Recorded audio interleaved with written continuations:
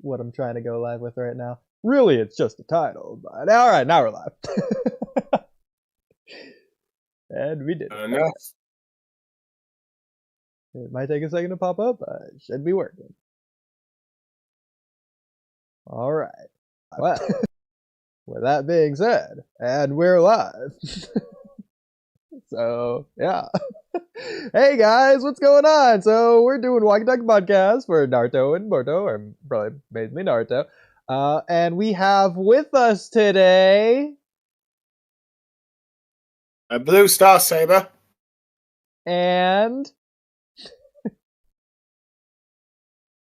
Retrospect, Greg.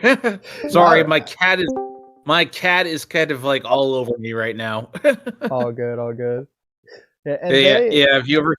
My cat does not like when I do these things for some reason. He likes his attention. He likes when the attention's on him.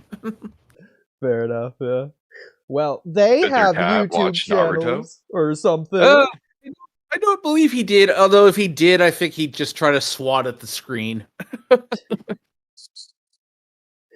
Love to see it.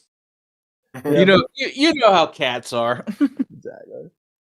But the channel. Probably go crazy if he sees a fox, a nine-tailed fox or Akamaru. Actually, he does look a little bit yeah. like Kurama or Kuruma, however you pronounce his name. Well, if you ask Naruto, is Kurama. Kurama. Yeah, he looks a little like Kurama. He's an orange cat. Love to see it. So I explained it. Ninja cats are the best. I'm doing a really bad job of this. Okay. Well, Kamui, did you have a topic you wanted to start with? Well, obviously we always can start with intro topics, but I don't remember any of the topics I actually planned. But I think we could definitely do some intro topics. All right. I will share my screen and do just a couple intro I think topics. you already here. know which one we should start with. The one from the Believe It one. Okay, I did not think we should start with that one, but if you wanted to, then sure. All right, so. Okay, we can wait. It's up to you.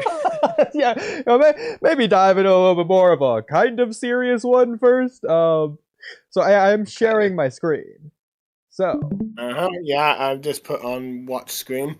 Yeah, I guess we could start with a little bit of a quiz. So, what do you guys think about this character from Naruto?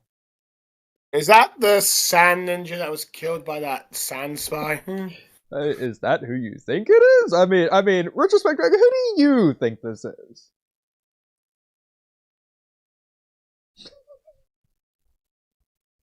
Oh, sorry. What did you say? My cat just kind of like, my cat just took. What did you say? Screen. Looking at the screen. Who is this that we're looking at? Yeah, I'm sharing my screen. Oh, it's just an avatar I picked. I really should get a new one.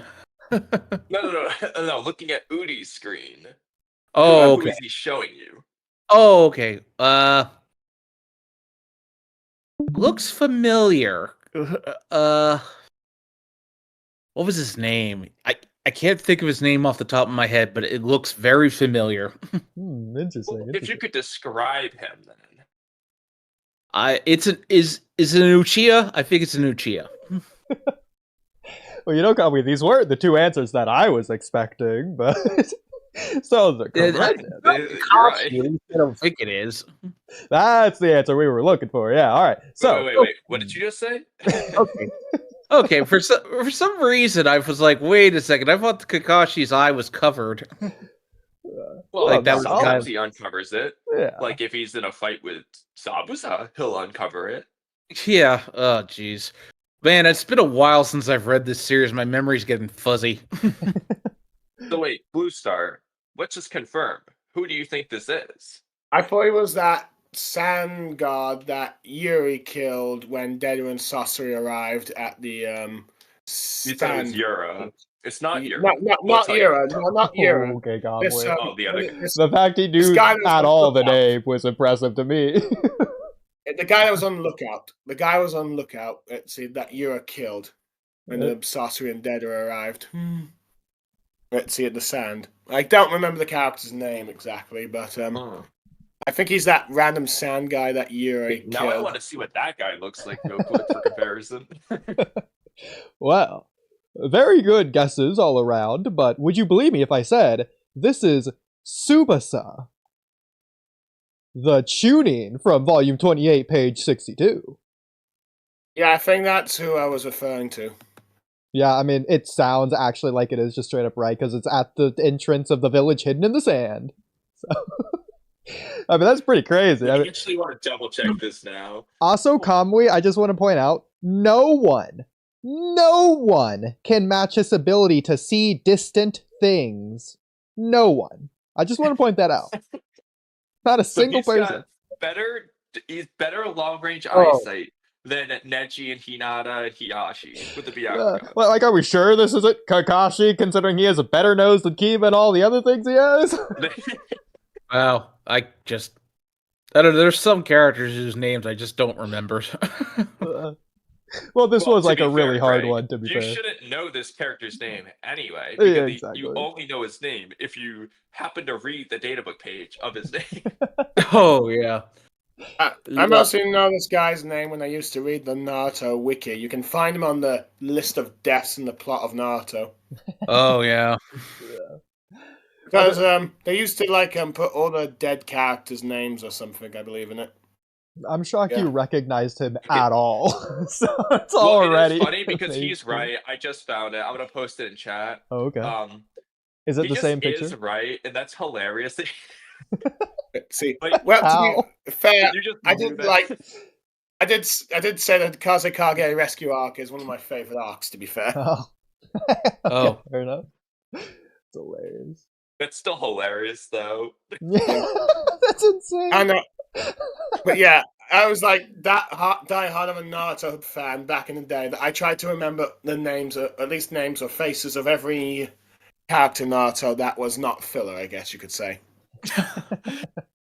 Actually, I think I remember when I was first getting into the series, I had a hard time remembering everybody's name. I was like, who's this character? And my friend was like, oh, it's this. I was like, oh.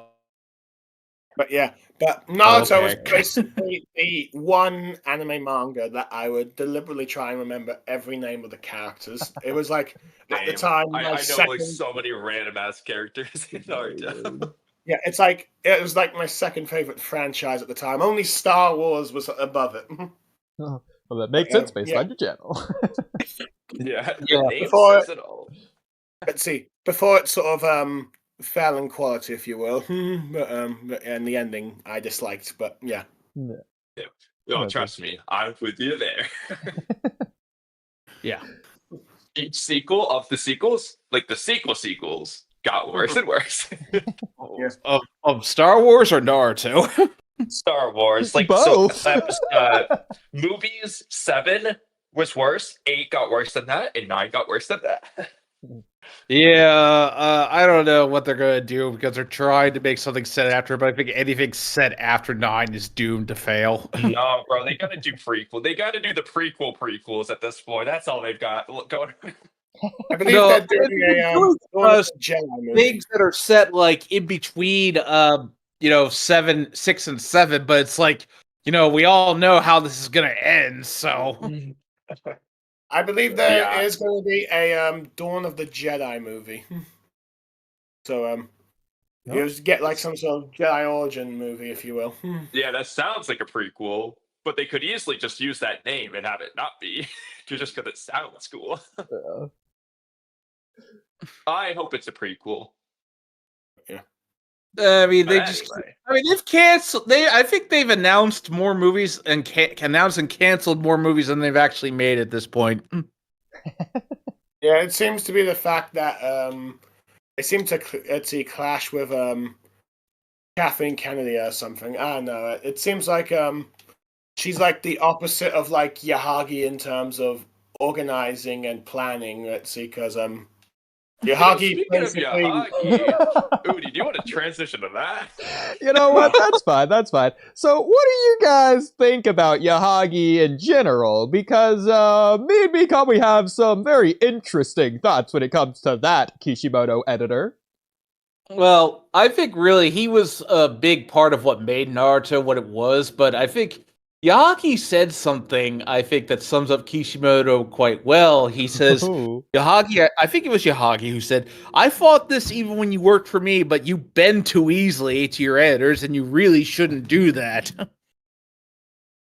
Ooh, he Yeah, said it in well. many ways, I think Yahagi, in many ways, made many of the some of the probably Kishimoto from doing some of his best decisions. Though there are probably some decisions he did suggest. I think long term probably would have been a mistake. The biggest one I think was this is only the one I think that was a long term mistake is when he sort of like said after the Land of Waves, go to the tuning exams.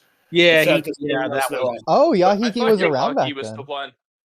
I thought I think Yahagi was the later one. Yahagi was the editor until the fight with Itachi, and I think he helped plan out the pain arc. And Oh. yeah. So Let's okay, double check this. then Yeah, who We is was this the before five one. Kage summon and work? Is that Isagi? Is that a person? I don't know. I can't really recall the names of all the editors from the after Yahagi. Well, we can actually Only check. Because in one of the France interviews, he referenced. Oh my god, I hate having to go look for these again. But in one of the France interviews, he referenced one of his editors, which was the old editor. And Yeah. I think where are Ohara our might be an France editor. interview links? They're I was like, I don't know. There are new interviews going around. I'm totally out of the loop here. It was the France interviews from a couple months ago, but like they had some interesting translations, and it feels like new stuff is coming out every day on Twitter, or at least what we see. So I don't know. I don't know. I can't keep up with social media news anymore. It's all about spreading drama. Yeah. But while Kamui's doing that, so I do have an interview pulled up here with Yahigi, and he had some very interesting things to say. So this is Yahigi speaking here. So you know what? Yahigi says, Yahagi is the first editor. "Okay, Oh, I do remember this. Apparently, he said something like, "Yeah, I don't." He kind of bashed U.S. readers. yeah, just called us all A." I was like, Not I in said, Japan. I was like, I don't think he's entirely wrong to think that. Yeah, so children feel good just by looking at a good picture. For example, if the picture has good perspective or the sky is clearly visible, they will say, I like this. So it's about whether it's interesting at first glance. We've been reading manga for a long time, so we tend to read deeper into what makes manga interesting. But many people overseas don't understand Japanese manga. I think that's probably because they don't have literacy or reading comprehension. So ultimately, I think that Naruto doesn't require that kind of reading comprehension. well, I do recall. Let's see when this came out. Chat seemed to agree with Yahagi. Our friend Chat agreed with Yahagi, and to be fair, I think there is some aspects of like the fandom that interpret different parts to fit their own sort of beliefs with Naruto. I think, or I think that it also doesn't help that apparently Viz is very terrible at translating. Yeah. It's not even like he's referencing specific Japanese cultural influences or Hinduism or Buddhism. He's just saying that like all U.S. idiots just good thing we're writing for babies. Getting a little political here, but you do have a government that's just apparently trying to shut down your Department of Education. I mean, you know, it's one thing or the other. Yeah. There's a second part to this interview here. So he continues by saying, this is just my feeling, but what One Piece is doing is, although it may sound strange to call it kabuki, the chivalry way, right? Like old Yakuza movies. It's like a theatrical or stage play, including the tear-jerking parts that appeal to Japanese people. So I haven't read One Piece, neither has Kamui, but I believe that both of you have. So yeah, is this a thing? Is this true compared to Naruto or? Tear jerking, like does One Piece make you cry more? In some ways, I'd probably say yes, at least with the Wano arc at the very least. I mean, One Piece is definitely one of those series that can make you feel very strong emotions. I mean, you cry over the death of a ship. I'm going to say that. Let's see. The series is so good, it makes you cry over the death of a ship. Yeah. that is how powerful it can be with its like emotions. But yeah, but you would probably hear a lot of fans call One Piece's mangaka creator Oda Goda, as in like God. You know, it's like the Goda, as in like because he's that good with his writing. In fact, you've probably heard with like one of the latest chapters that came out, 1138. You heard some people talking about how it seems like One Piece might just be the Odyssey of shonen manga, if you will, of the sort of heavy lore chapters that it's just been releasing lately. Okay. So but yeah, more tear jerking is interesting. Do you think it's like specifically more tear jerking for Japanese people or like for everyone? Because that would sort of go against Yahagi's point. well,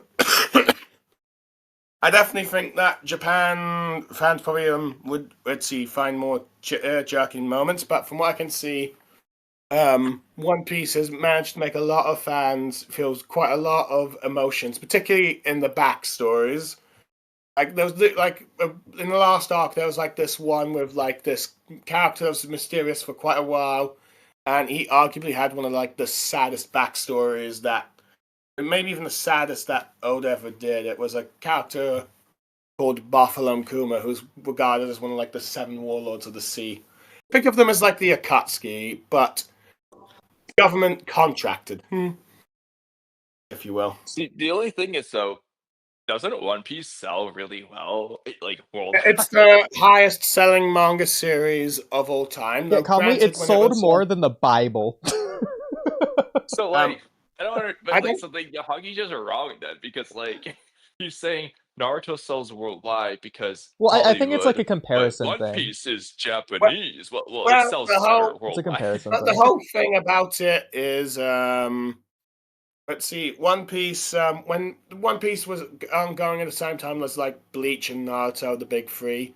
Let's see, One Piece, while the highest selling manga, particularly because it's like doing well in Japan, it sort of struggled in the West due to a bunch of factors. I think one of them being, of course, the 4 Kids dub anime. Yeah. Also, because I think it was a bit more goofier, and it was a bit goofier compared to the more badassery, I guess you could say, of Western Naruto and Bleach appeal. In some ways, I think some ways it didn't quite appeal initially to like Westerns. Like they didn't like quite understand its more I guess goofier aspects, or just preferred the more badass Naruto and Bleach, if you will, in some sense. But in that ways, he might be right in like the whole Hollywood aspect with Naruto and Bleach, because One Piece was a bit more of a adventure story than it's, I guess you could say, action orientated than Naruto and Bleach in some regards.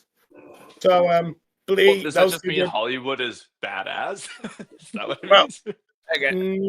Not really. It might just be me just doing a very bad explanation of words examples, but Well, Yahigi continues this explanation. He says, the drama of One Piece is very interesting. On the other hand, Naruto is easier to understand because of the action and other aspects rather than the drama. Do you think that's, like, accurate, based on what you're saying?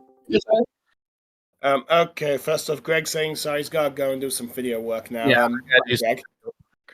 So Well, yeah. Well, One Piece definitely has a very let's see, sort of dramatic storyline in a sense. It's like the best world building in like I'd say in shonen manga. There's definitely a lot of drama, especially I think with like there's definitely drama with like the Straw Hat Crew, with like the its 4th saga, if you will, like the Water 7 / Ennis Abbey arc, where the crew nearly broke apart, but then got together. You could say it's like the sort of rescue arc of One Piece, if you will.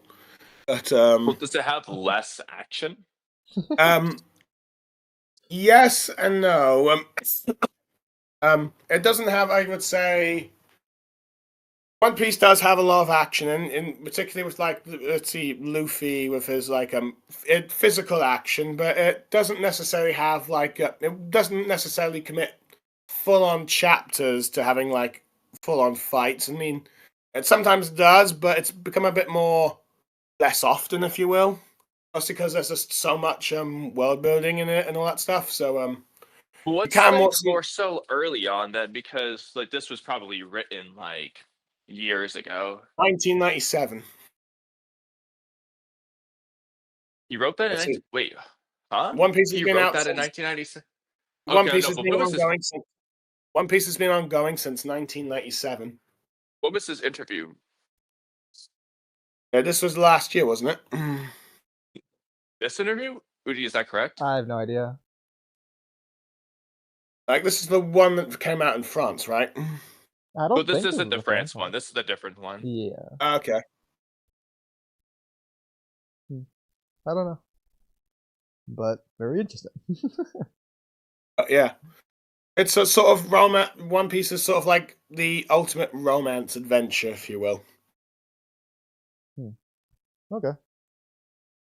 I'm not sure if I'm explaining it the best way, but Well, I'm sure the comment section will be glad to let you know. well, it depends. If it's Blanco, I expect him just to rip on One Piece because see, as you can probably tell from our debates, he does not like that series. Yeah. I don't read all the One Piece parts, but I'll try to read some of the Naruto parts. If you could like break down some of like the Naruto comparisons to One Piece that you guys do there, that might be a good thing to do here. Let's see what you mean. The debates I have with Blanco. Yeah, the infinitely long ones. Yeah, Yeah, like I need to reply to this. Okay. Well, we'd mostly disagreeing on, like, I think admirals and Yonko and like their power levels, if you will. Okay. I know that you were comparing, I think it was the Wano War arc to the Fourth Great Ninja War at one Oh yeah. point. Well, oh yeah, the Wano arc. I think yeah, we're mostly just debating that, but One Piece has a few sort of arcs that let's see go into like sort of conflict. I mean, the final saga in the pre-time skip was called the Whitebeard War Saga, in which it was a bunch of arcs where after the straw at the beginning, the Straw Hats were going on just a standard adventure before something eventually split them up, tore the crew apart, and it's sort of like for Luffy a sort of downward spiral. He sort of lands on this island where one of the warlords is and learns that his brother's about to be executed. So the next two arcs are basically a rescue mission to try and save him. One is like a raid down into like a prison that's basically it's the equivalent of hell in One Piece. He meets a bunch of old characters that he was enemies against, and as well as some new allies. And then afterwards, you get like a sort of like a 30 or 40 long arc of a big battle between all the forces of what was regarded as the Marines and the Warlords, all the sort of characters that have been built up over like the last first 13 years against what was regarded as the strongest pirate at the time, Whitebeard. Think of him as like the fellow Kage with like Hashiyama Mada power levels, if you will, or like that level kind of destruction. Yeah. So let's see, basically a rescue mission to try and save his brother, and he's like pretty much entering a battlefield that he cannot really withstand. But the 101 is a bit more of a let's see, arc that's been built up for various sagas since the Straw Hats entered the sort of New World time skip, if you will. Where they made a bunch of alliances with other pirates from their generation, and also like the samurai, which is the main group that's been oppressed in Wano, if you will. You know, Japanese samurai warriors, all that. So basically, the raid on Onigashima is basically a sort of raid battle where you have like 30,000 beast pirates, if you will, 500 of which have like sort of the main sort of artificial devil fruits. Do you know what devil fruits are, first of all? Yeah. Well, we know the name of them. Let's see, okay. Well, devil fruits is one of the sort of two main sources of power in One Piece. The devil fruits are sort of like classed as like three different types of Ritzy abilities. Paramecia, which is just about nearly anything. Zoan, which is about transforming into any sort of animal, though there are different classes of that, such as regular Zoan, ancient Zoan, which is pretty much like, you know, stuff like dinosaurs, and mythical Zoans, which are like things from mythology like dragons and stuff like that. And then there's Logia, which is like elemental powers, if you will. So the beast pirates have like 500 artificial zonins, like not really pure zonin rings, but they can have like animal parts growing out of their bodies, if you will. So basically, you have like 5,000 samurai with the straw hats and their allies fighting the beast pirates in a sort of raid, such like as one big battle. In many ways, it's kind of like if like the entire Fourth Great Ninja War was just like one big battle rather than just like a bunch of multiple battles scattered within like 2 days and stuff. Yeah. There's a lot of interesting points on here, like where the battle takes place, over what amount of time, and like who is the enemy, like the White Zetsu and Edo Tensei, and like going back and forth on things like that. So lots to go over here, But yeah, see, my main point against let's see, Blanco was trying to go about how White Zetsus were strong against sort of like regular people like Neji and Yeah. Shino. But let's see, my biggest issue is I never really saw Kishimoto portray any of them as capable of killing shinobi when they were fighting instead, like in their disguises. It's like, okay, you could argue that they probably did kill some people, but it's like, I did not really believe that the White Zetsus are capable of killing massive amounts of allied shinobi forces, that the casualties would have been like 40,000. And I didn't Yeah, even the White believe... Zetsu were literally just, no offense, that one of the most ruined things. I hated how weak the White Zetsu army was, and then they had the balls to like make Neji struggle with it. It's like, I don't understand. Like, why are they taking one of the strongest Konoha 12, having him struggle against the White Zetsu, who all they're doing is just like grabbing the arms of fodder shinobi, and they're just standing there wiggling their arms and doing nothing. Like, why? And then they had the gall to have Hinata, who's inferior, face off against the Jubi things. Yeah. And they had the balls to make her worse than Geni Neji at the 64 bombs in that scene. Yeah. What are we supposed to think there? It's like, this is like my biggest issue with like the White Zetsu. It's like, I cannot believe that they are in any way strong, because let's see, either against regular guys or even against the super strong guys, if you will, they get slaughtered. Yeah. I mean, I do think they should be like low Jonin level, like as low of Jonin level as they can be. But I think that's where they should be. It just doesn't feel like that's where they are. But I think it's also like the Attack on Titan problem, to where it's like the Titans are just gonna eat and kill absolutely everyone in their way, except for the main characters, who are just so OP, they take out hundreds of Titans. Yeah, it's like, yeah, that's basically what's going to be the case. But at the very least, you could have at least maybe had a chapter showing White Zetsus, even if just in the background, killing a few of the regulars, if you will. Yeah. Don't do like the anime to do that stuff. At the very least, so yeah, it's like that's basically my biggest argument with like Blanco, which was basically the main how long debate was pretty much about the White Zetsus and casualties and the days and travels. Let's see, and it basically escalated into a sort of One Piece versus Naruto debate. Yeah. Let's see, It's but yeah. hilarious. I don't know how it happened, but it just sort of did. I just think Blanco just did that because he knows I like One Piece or something. But I'm not. Let's see, but I shouldn't really be accusing the guy of anything since he's not actually here. But yeah. Okay. But you probably know that Naruto and One Piece had like a huge rivalry. And the other aspect was like, I felt like the war lasting 2 days was ridiculous. He was going like how all One Piece battles last 1 day, but the thing with One Piece battles, for the most part, they're mostly just one big battle. It's not like a full-scale war.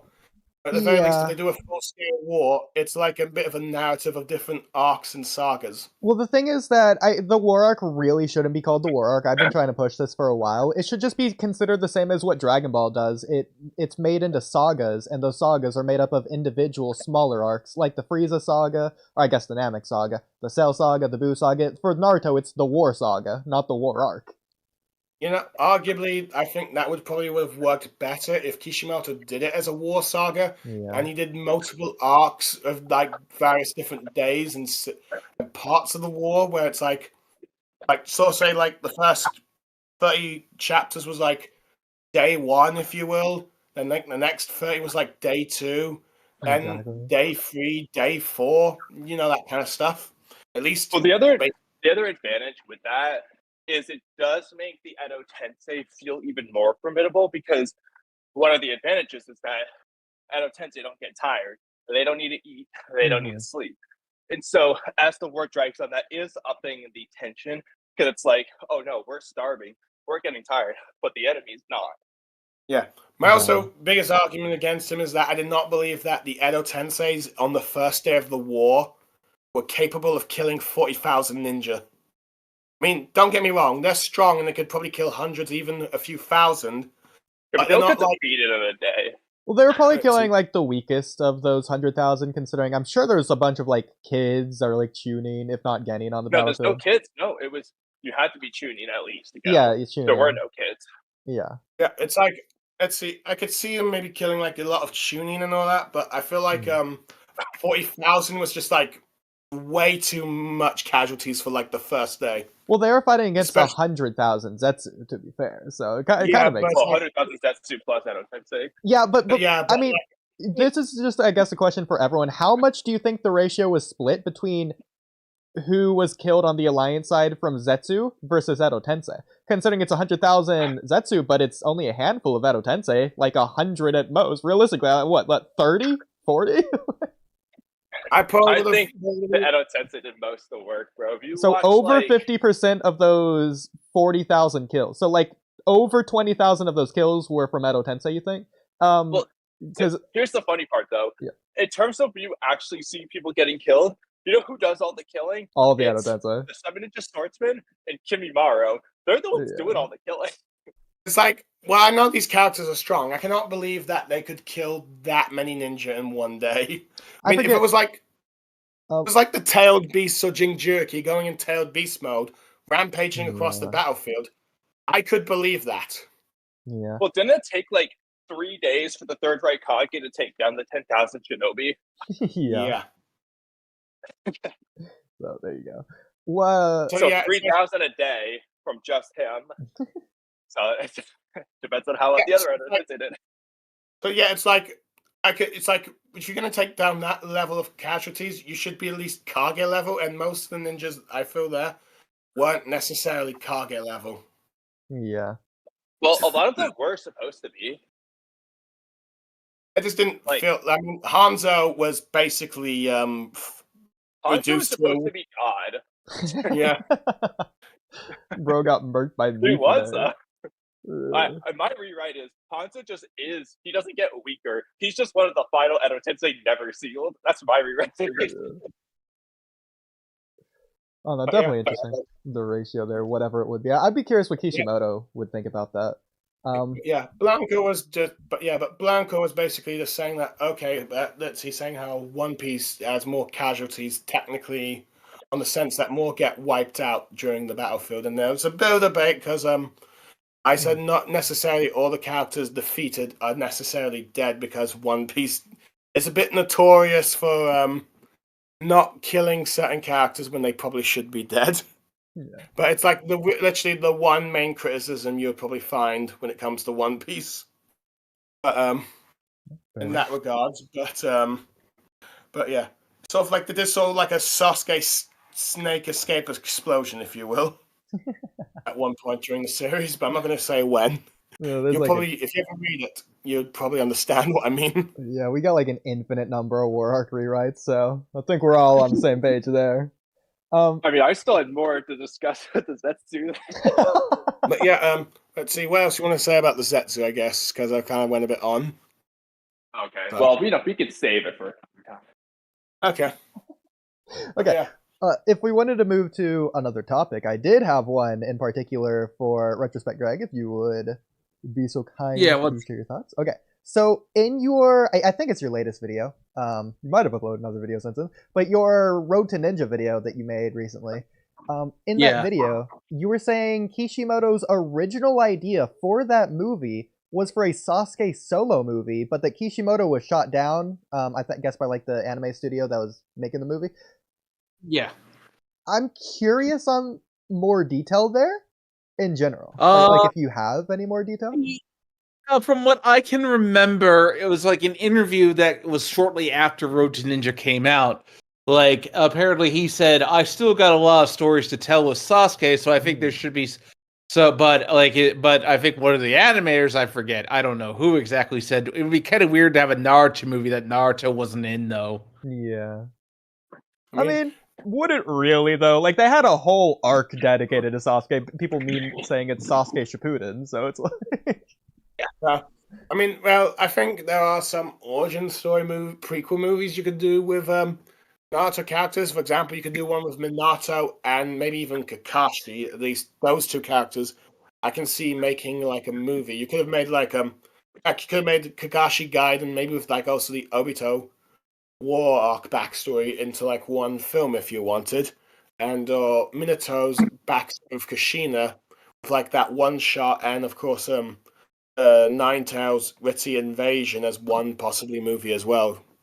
You could also do other. I mean, all the other characters like Orochimaru. You could do a Zabuza one. You could do like literally every character, every Akatsuki member.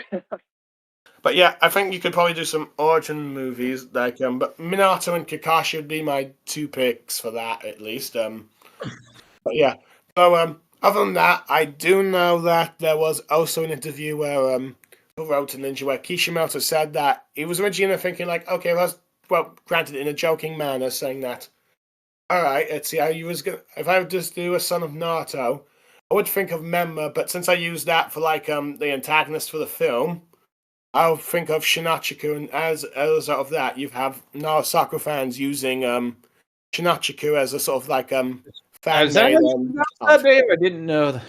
I didn't know that was how you pronounce that name. I might have been mispronouncing it, but I remember it's let's see, Shinachiku or Shinaku, or I don't know. Sometimes we just call him Shina. Well, yeah, apparently that's what I think Kishi did that as like a say, yeah, I could do this, but you know, I mean, it sounds like he didn't want to. It sounds like he was like, yeah, Naruto could have a son, but I haven't decided it yet. Like that's kind of what that sounded like. But yeah. that's yeah, that's basically the origin of that name of that fan-made character, which I don't know if you two know much about. interesting. I don't. Yeah, I haven't heard much about that either. Going back to the movies though, I know they've technically done a couple of Naruto Ultimate Ninja Storm specific video game cutscenes. Like they have that like creation of the Akatsuki movie. They have the one between Obito and Kushina. So they're already doing like some character focused movies. In fact, Shippuden movie 3 was focused a lot on Kakashi. There's a couple other movies, OVAs, whatever, that are just focused on other characters other than Naruto. Even the Boruto movie features Boruto, not Naruto, as the main character. So I think that, especially considering Road to Ninja was around the end of the series anyways, not quite, but it's sort of on that way there. It was sort of the first movie that Kishimoto was somewhat involved in. Yeah. So, I mean, it's also the one before Naruto the last, but the Sasuke the last movie would be fun. Exactly. Like they've already developed their star-studded cast, so it's not like they're relying on Naruto to like carry the backs of the story for the fans or the audience or whatever. They have an ensemble crew they can use and tell their own stories. And considering Kishimoto said that he still has more stories, not story, but stories for Sasuke, I don't think he ever had the chance to tell those stories. I'm curious if he still like remembers those or is planning on using them at some point. That'd be interesting. Going back in time. Well, the other thing about it is, I don't know when exactly the movie was released, but I know in the anime at least, it's the beginning of the lore arc that there's the prologue to Road to Ninja episode. So assuming the movie comes out soon after that, that's early war arc. Sasuke hasn't done anything in quite a while. Like there's quite a lot of chapters between Five Kage Summit and where that point of the story is. So like that is kind of like a nice refresher for people to say, oh, Sasuke, we haven't seen him in like a year, you know. That makes sense since I feel like that was what Sasuke Shippuden sort of filled the gap in for that as well. Yeah. Do you think, hypothetically, if we got this Sasuke movie instead of Road to Ninja, so Road to Ninja just doesn't exist, we only have the Sasuke movie, do you think that would have done better than the Road to Ninja movie, or worse? Or like the same? I think it would have done better. He's more or less got to make the Sasuke movie with Boruto, I think. Kind of. I feel like Sasuke is there. I feel like it's more of a Boruto movie. Well, I know it. I think it would do well, but I think also the fact that you got a movie with Naruto and his parents also allowed it to do well as a result, because it's like Yeah. you got Naruto True. interacting with his parents, so it's like something that you only really saw in like briefly with like a flashback, but this was like a sort of what if universe. In many ways, this movie could have been a good way for Kishimoto and the franchise to do a sort of open multiverse thing where you could have one universe where this couple happens, this couple happens, this couple happens, instead of the sort of mess that you got as a result of the ending. With the Exactly. ships at the very least. No, I can't say for sure if this is true, but in light of the whole what does Kishimoto have in mind? Given that, again, this might not be the case at all, but we know that in the Boruto, Kishimoto was involved in that time slip arc, which is like the Sasuke, Naruto, Boruto arc, basically. And given that the Road to Ninja involves some multiverse limited Tsukuyomi shenanigans stuff, it's possible that he was going to do like a time travel thing with Sasuke, which is what ultimately gets used in that time slip arc in Boruto. He could have been planning to do some back to the past thing there. Yeah. I mean, do we think there's any reality where Kishimoto had the idea of Sasuke going in the finite Tsukuyomi instead of Naruto and Sakura? That could have been an interesting story to see. Like, Sasuke fights Menma, for example, and just is back in the village. This in the movie, I think Menma was kind of a fusion of Naruto and Sasuke. Ooh, that is a good point, yeah. In many ways. I think that could also work for a Sasuke fight, too. In many ways, I think I also heard that the Road to Ninja movie was stuff that Kishimoto couldn't really do in the manga, such as Sakura's parents, and I think maybe even what he initially set out for Sakura to do throughout the entire series, because it feels like, let's see, the movie, this is like another controversial bit of her saying Sasuke would sort of understand the whole parents bit. I think it was sort of like her story in that movie was a mix of her part 1 self and her part 2 self, in a sense. Sort of combining both, and which is why she arguably said something that she probably wouldn't say in part 2 with the whole parents thing. Yeah. I mean, BlueStar, I agree with what you were saying earlier. I think the movie sold really well because Naruto's parents were like spectacle. It was almost the selling point more so than anything else in the movie to a certain extent, for the fans that really cared anyways. So I think seeing Naruto meet his parents for technically the first time at that point in the timeline, and like getting the soundtrack that we did especially to accompany it, was a very strong point of why that movie's as popular and remembered as it is.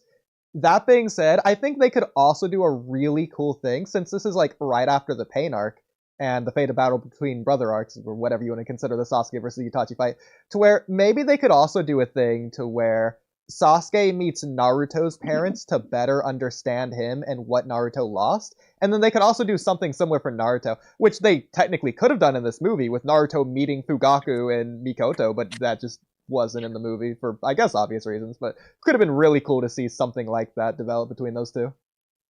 Yeah, I was like, well, I don't know. I wonder how Sasuke's parents were in this movie, considering Sasuke's just a playboy. Yeah, actually, because they do like the opposite. So what was Fugaku's personality? Fugaku was the housewife, and Mikoto was the lead of the clan. Yeah, Wicked Eye Mikoto.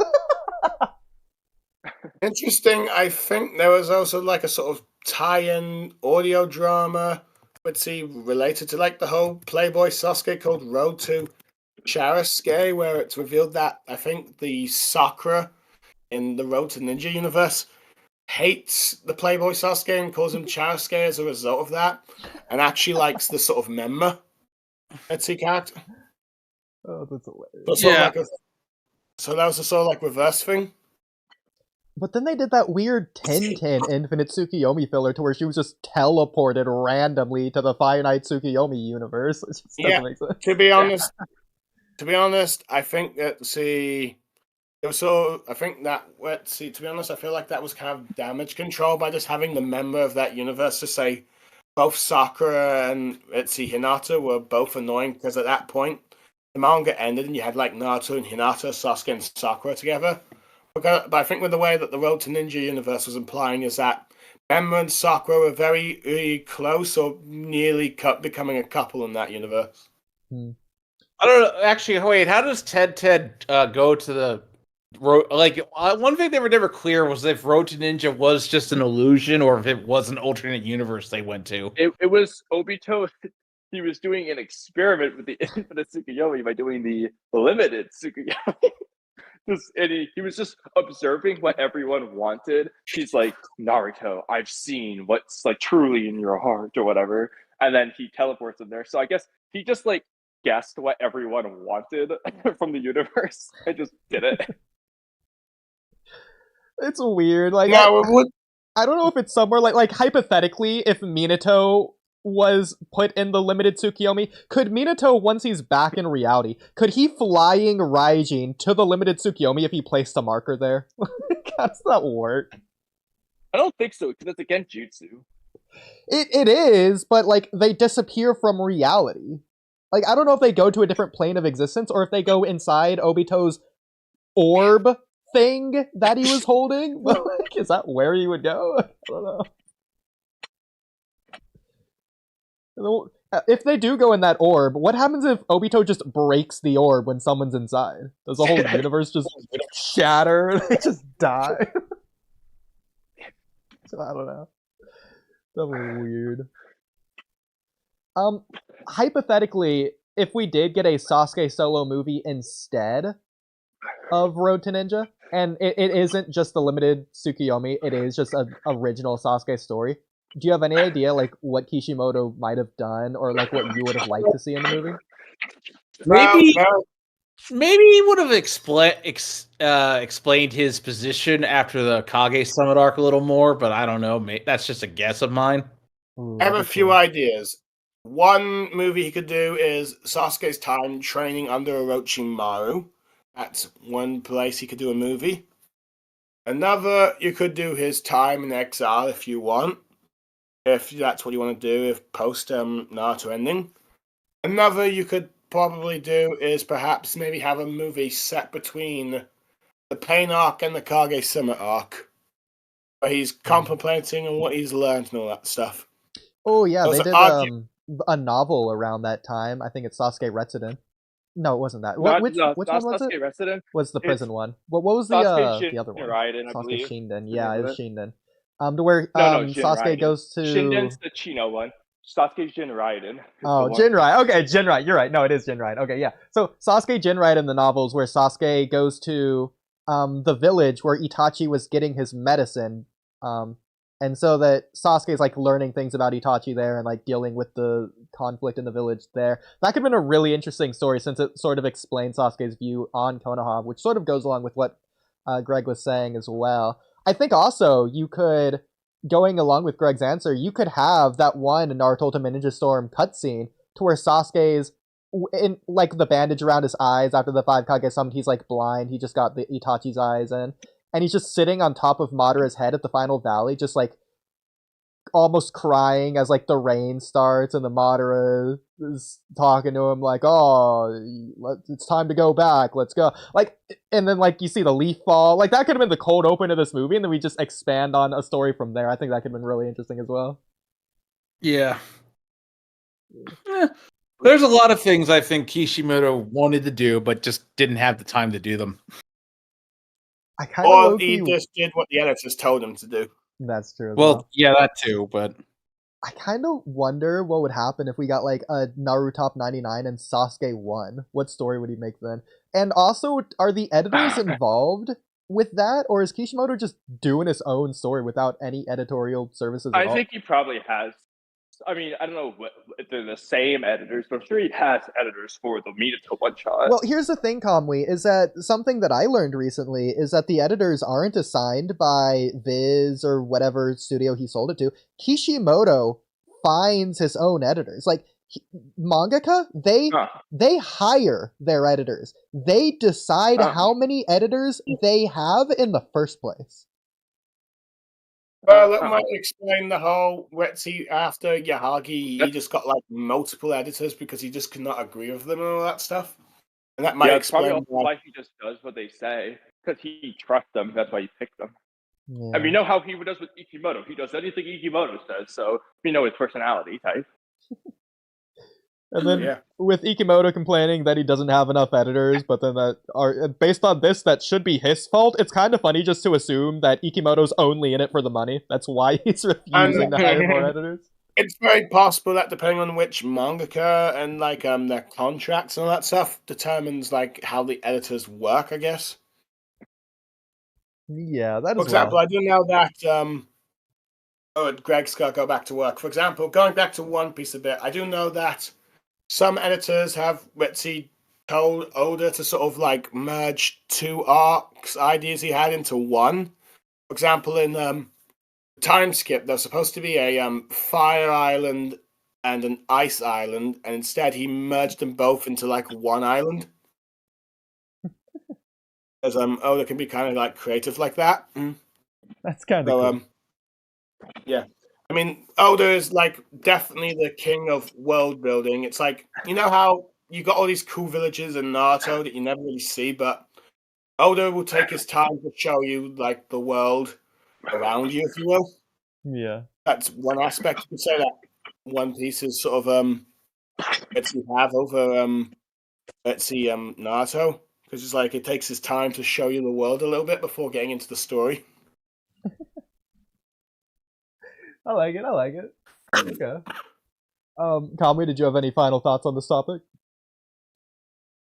Well, we don't have to get into it, but we did have that one stream where we went in depth on a post Naruto Sasuke movie idea. Okay. I think we should just send BlueStar that. I might have already done. I don't remember. BlueStar, do you remember watching this stream? Because I did. I don't know. I don't remember. Which stream was this? I sent you a stream of me the- and Kamui, basically the entire stream, going over our idea of what a Sasuke, the last movie, would have been to develop Sakura and Sasuke's relationship. I think you sent me a link of like the arc. What would you do if Naruto movies were arcs? I watched That's some not of the it. same one. I Unless might have, that's part of that stream, but it might have been part of that stream. I think it might have But been yeah, titled that, and then because of space, we went on that. I don't remember. I don't remember. Something And like I that. do remember you talking about how Sasuke and Sakura would have had like a sort of last type of movie or something. Yeah. Okay. yeah, that was like the initial premise So of that. instead of like explaining what we were gonna do with the movie, so my question for you is, since I know that you don't like Sasuke and Sakura ending up together in general, do you think if this movie was done right, that you would like the movie? Or because of what they've already done with Sasuke and Sakura, is it already irredeemable and no matter what, it would be worse if this movie existed rather than better? To be honest, I think with everything they've done after Sakura, it's more of the latter. Okay, that's so. No matter what, you think this movie is a bad idea. See, well, to be honest, it feels like it's like it could end up being like a new Twilight movie to me. That's kind of fun. Well, okay. But Hypothetically, the what if biggest they problem is- retconned some of it to where some of the stuff was just genjutsu from the past? I hate that. I hate that aspect of the genjutsu in the last movie. I thought that was stupid. Okay. Yeah, I think making it more just so for me at least, I personally believe the Sasuke Sakura one works better than Naruto Hinata because for Sasuke Sakura, not only is there ironically arguably more development in the series, but there's more reason for there to not be as much development in terms of the romance because, well, for one, they're not even together for most of the series objectively. Like they're just not in the same part of the world. Two, they're on the enemy sides for a good portion of the series. Naruto and Hinata, again, are in the same village, on the same side. They start to do things and then take it back later on. That's why I think that one bothers me more. Because I think for the Sasuke Sakura one, it's only adding to me. But Naruto Hinata, it was like retconning in a sense, which I don't think would be the case for Sasuke Sakura. Because they don't have to. There's no reason to retcon anything there. You're just adding development.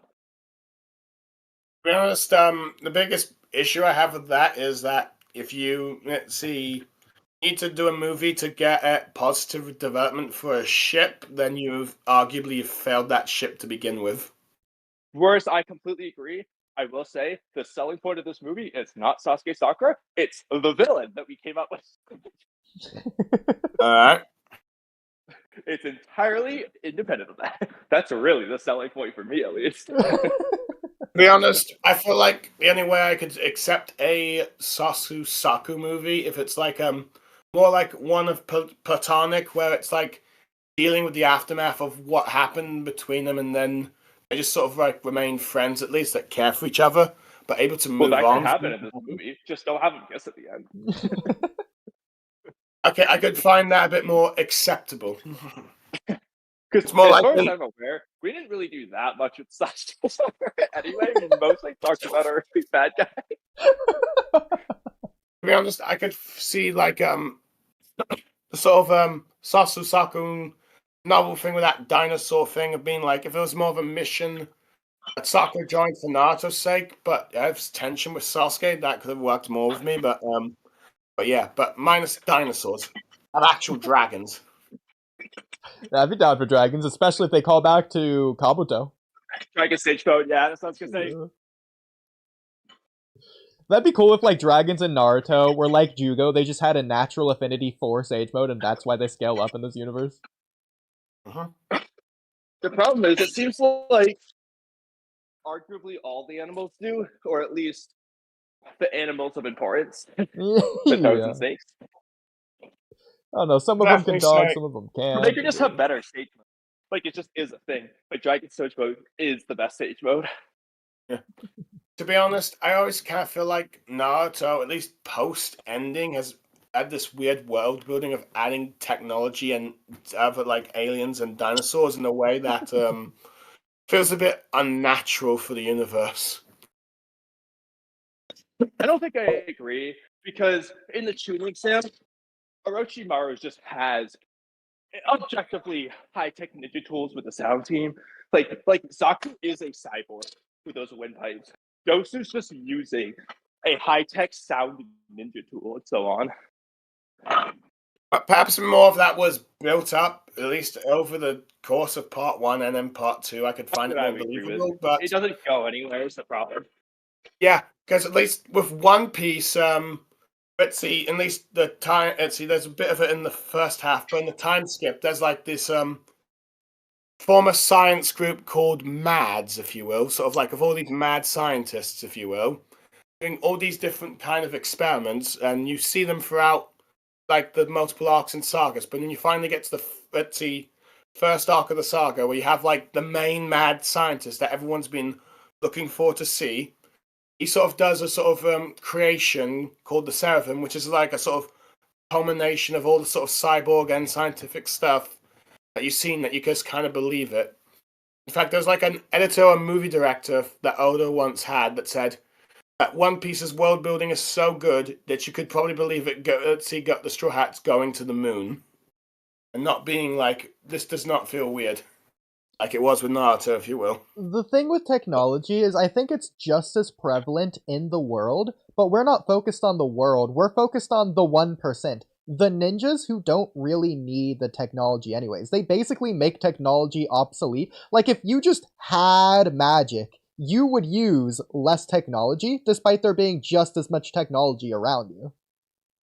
The other thing I would say is early Boruto, the technology is relevant. Like, the villains are actually using the technology. That's when it catches up, I'm gonna yeah, make a when it distinction. surpasses ninja. I'll make making a distinction between technology and like the Shibai cell, Hashirama cell type stuff. I'm gonna distinct those because after the hour, really after Boro, the technology disappeared. Yeah. It's just Shibai cells. It's just that stuff. Which is really annoying. And that's the thing. So now, like, even Delta, like, Delta TBV, blah, blah, blah. You know what Delta's done? Nothing. She hasn't used a single ninja tool since she came back. To be honest, it feels like, what was the whole point in introducing those ninja tools? You're not doing anything with them. In many ways, I would have preferred them not used at all. Not and anymore. That could be a thing with a change of writers.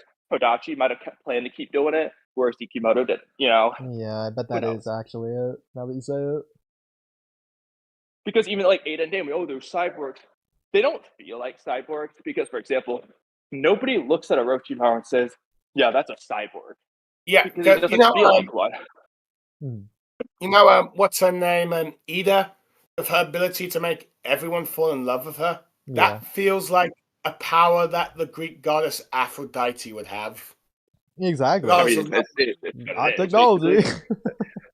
It could have been, but it wasn't. I know, it's That's like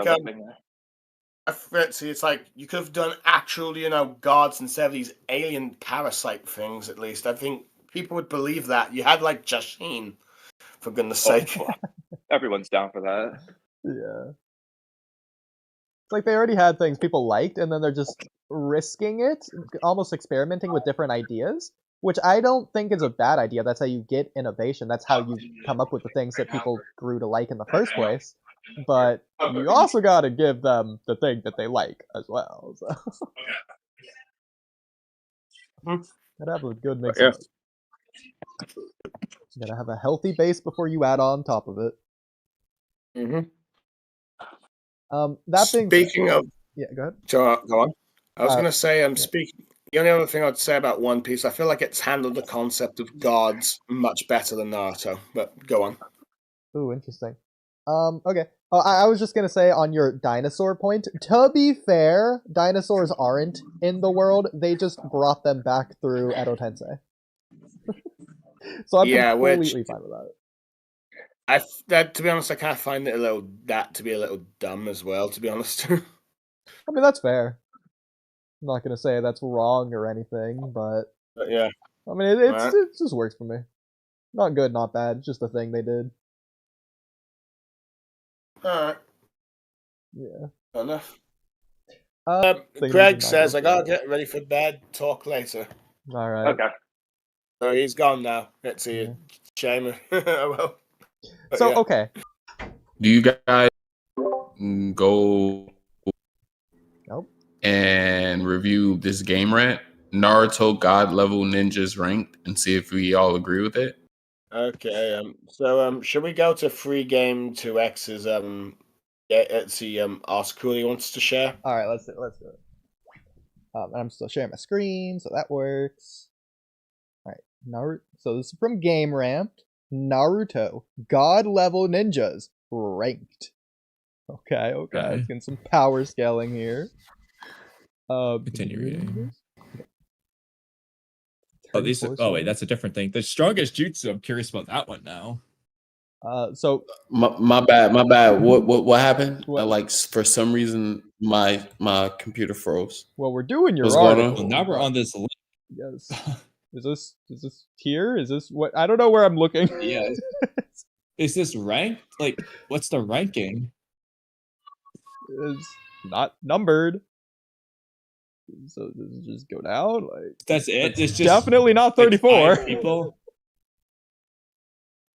Here, you know what? I changed my mind. Okay, Game free game. You're gonna sucks. share your screen, and we're gonna watch the article that way. Go ahead, free game. Guys, it says that the stream has ended. Oh, did it? The hell? Oh, well, it's 2 hours. No, that's minutes still. because he ended his. Oh yeah. No, it's because you ended your stream on here. Yeah. That's okay. Yeah, I see it. I see everyone now. Okay. Free game. If you can share your screen, we'll watch the article on your screen. Hold on, real quick. All right. Well, Chad, how you doing tonight? Lots of people here. We got Space. We got One Smart, powered 99. I believe Space has a question for me or something. Yeah. Okay. So it was parallel. Yeah, it's definitely not 34. That's right. What the fuck? Like quality between the war arc in Naruto and the war arc in My Hero Academia. Well,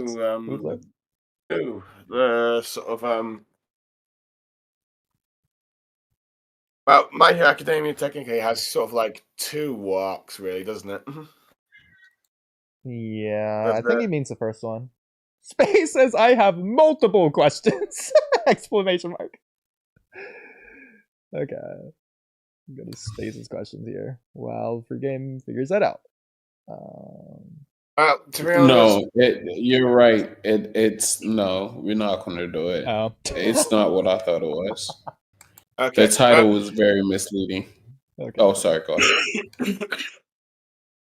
Well, the way I see it, the My Hero Academia's first war arc is more of a raid than a full scale war. The sort of I agree. final war arc that My Hero Academia does is more of like the full scale war that the fourth Great Ninja War arc is. In many ways, the final arc is more like the fourth Great Ninja War of all these multiple battles taking place.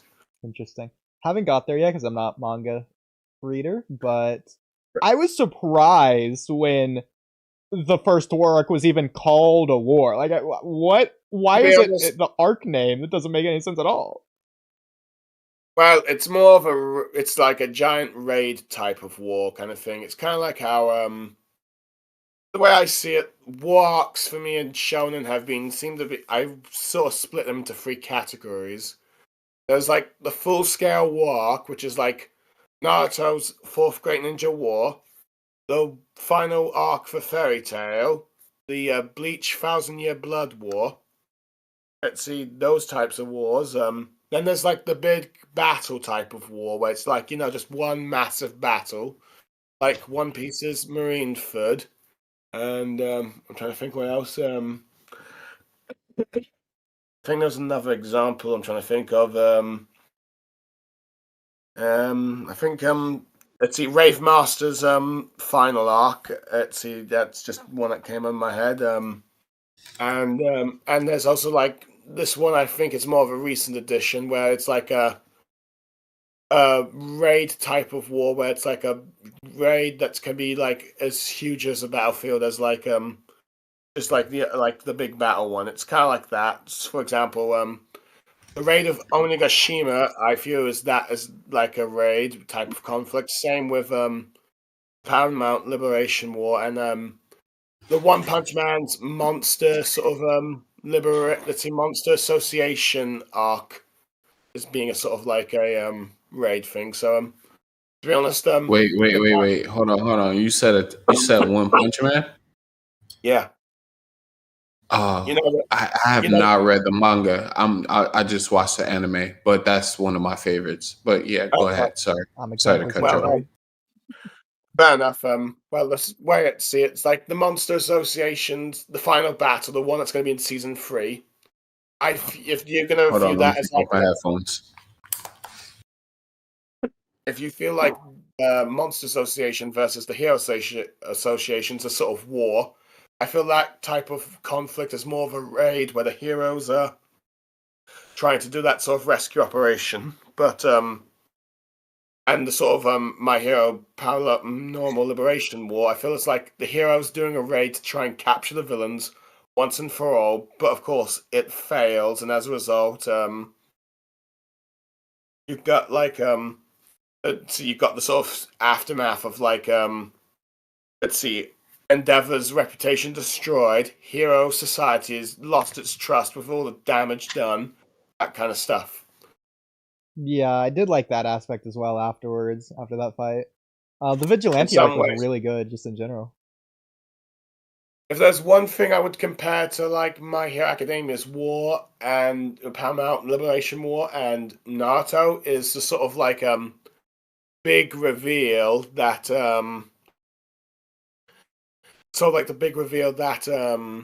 let's see, Darby is Toya and Toby is Obito, if you will. I do feel like in some ways the Darby reveal was done a bit better by the fact that Midoriya actually knew who Darby was, or at least Toya was, where Naruto had no idea who Obito was when he was like unmasked. In that aspect, I feel like My Hero Academia's War was better. Interesting. I think it was better comparatively. Like if the war arc of My Hero Academia was as long as Naruto and kept its quality as consistent, then I think it would be better, at least consistency-wise. But I do think that Naruto's war arc had higher highs in general, even if it had technically less consistent quality in its writing or lower lows as well. That's what I think the biggest problem with the fourth Great Ninja War is it's a bit of a mess where it's like certain parts of it is good, but other parts can be really bad, if you will. Like My Hero Academia's Ritzy was for the most part I think remains good. The only aspect I'd say is that there wasn't really too many high casualties in the My Hero Academia walk. For example, Gran Torino should have died, I'd say. Ooh, interesting. Okay. I was thinking maybe a Razorhead, but maybe not. I gotta see what they do with them going forwards. Definitely interesting. They have a purpose for him in the next arc, but but arguably I would compare them more of the final war of My Hero to be the fourth Great Ninja War. But I'll say for that one, I like the individual plot lines it did, but I feel like as a whole it's a bit of a mess. It's kind of similar to, I guess, in some ways, Naruto's, but arguably I would say the My Hero Academia's wars do not anger me as much as the fourth Great Ninja War. Interesting. Okay. I mean, granted, there was a part where I did kind of feel like, did they just do a Kaguya thing? But but it sort of, I guess, made more sense with what they did with with these two characters. Whereas, Kaguya just kind of fell like out of nowhere.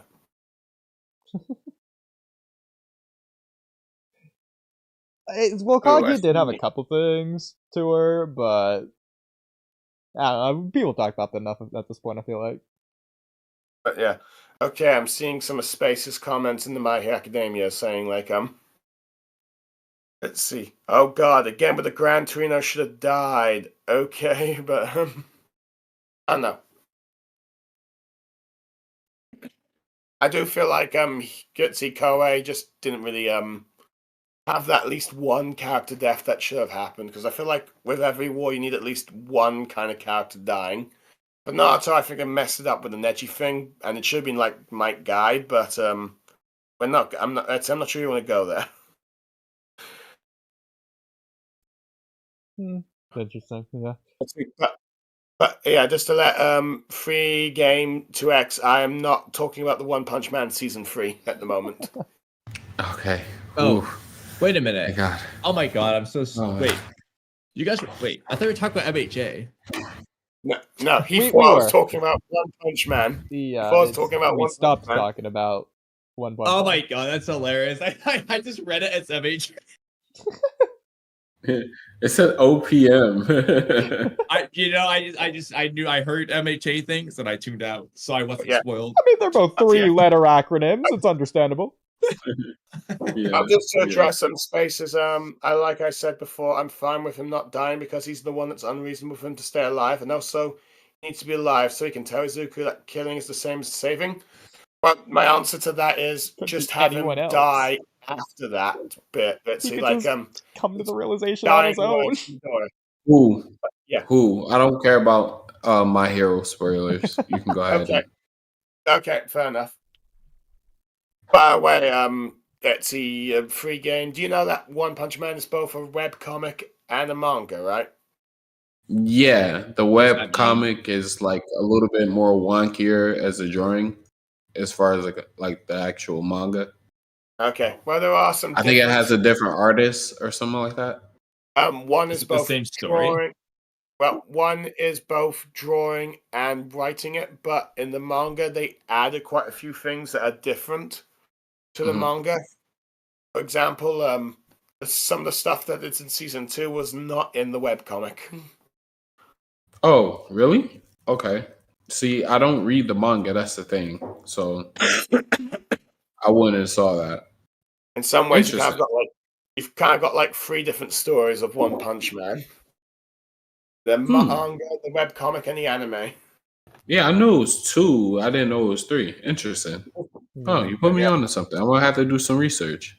But I'll definitely say there's a certain fight that's been, of course, built up. It's different in the manga than it is in the webcomic. Are you talking about the one with Goro? I think I'm saying Saitama versus Go. They're both very different from like the webcomic and the manga. Oh, really? Yeah. I think I heard you talk about the monster. I think I did get that far in the manga. I think like that garbage monster, I think, or some shit like that. But yeah, I sort of view the Monster Ritzy Association, the heroes' raid against the monsters, as a sort of raid type of war arc, if you will. Yeah. And Yeah, that's frankly, what I saw from it. And then I stopped because it was too much. Yeah. But it's like, if I was to compare the Pound Liberation War, I'd compare it to that and the raid of Ogami Shima in One Piece.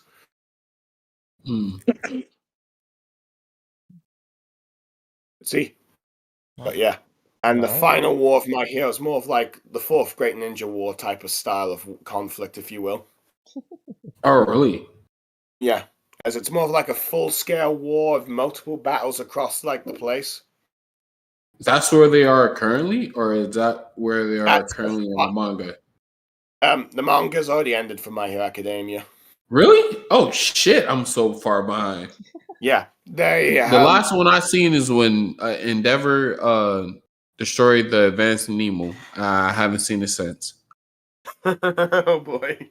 Oh, you are far behind. Yeah. Oh, so far behind. No, it's cool. It's cool. Like I said, I don't mind My Hero spoilers. I'm probably going to jump back in. But dang, I didn't know the manga was ended though. So the series is over. Well, as far as like the manga, damn, yeah, that's crazy. it ended last year, and then a few months later. Yeah, it ended last year. I think I saw the movie last year, actually. Yeah, they had a movie last years year. ago. But they also had the manga end that last year. You also had Jujutsu Kaisen end last year. Also, yeah, Jujutsu Kaisen ended last year. Bro, you're blowing my mind right now. I have been under a rock. Did you know Demon Slayer ended as well? Bro, I read the whole Demon Slayer manga, so yeah, I know that. That was years ago that ended. What about Boruto Part 1? Did you know that ended? Oh shit, it ended? When? Bro, I've been doing a podcast on this shit for like 4 years. And it ended?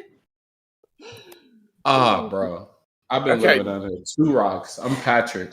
I'm gonna change my name to Patrick. Patrick Carr. Honestly, bro, that's a good idea. I fully support. Let's see. Okay, Demon Slayer ended in 2020, just as the first season of the anime came out. Yep, because that's when I picked up the manga because Demon Slayer Part 1 was so fire, and I didn't want to wait till season 2. So yeah, I haven't even watched the anime past season 1. Let's see, and if you count Boruto, Naruto Next Generations as 2 separate mangas and all that stuff, it ended in 2023. So yep. So there's that. While like I said, for 2024, both My Hero Academia and Jujutsu Kaisen ended in like 2024. It's actually crazy. It's almost been 2 years since Boruto Part 1 ended. Mm-hmm. Jeez. Yeah. 2 years of misery. And they said it might be coming back 2028.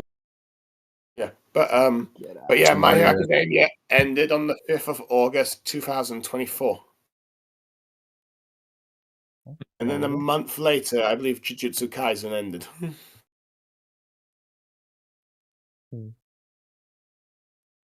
I'm surprised you didn't know that one pregame about Jujutsu Kaisen. Yeah, definitely been living under a rock.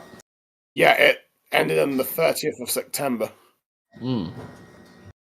Also, unrelated, Hiro Mashima's sci-fi series Eden Zeros ended also in 2024.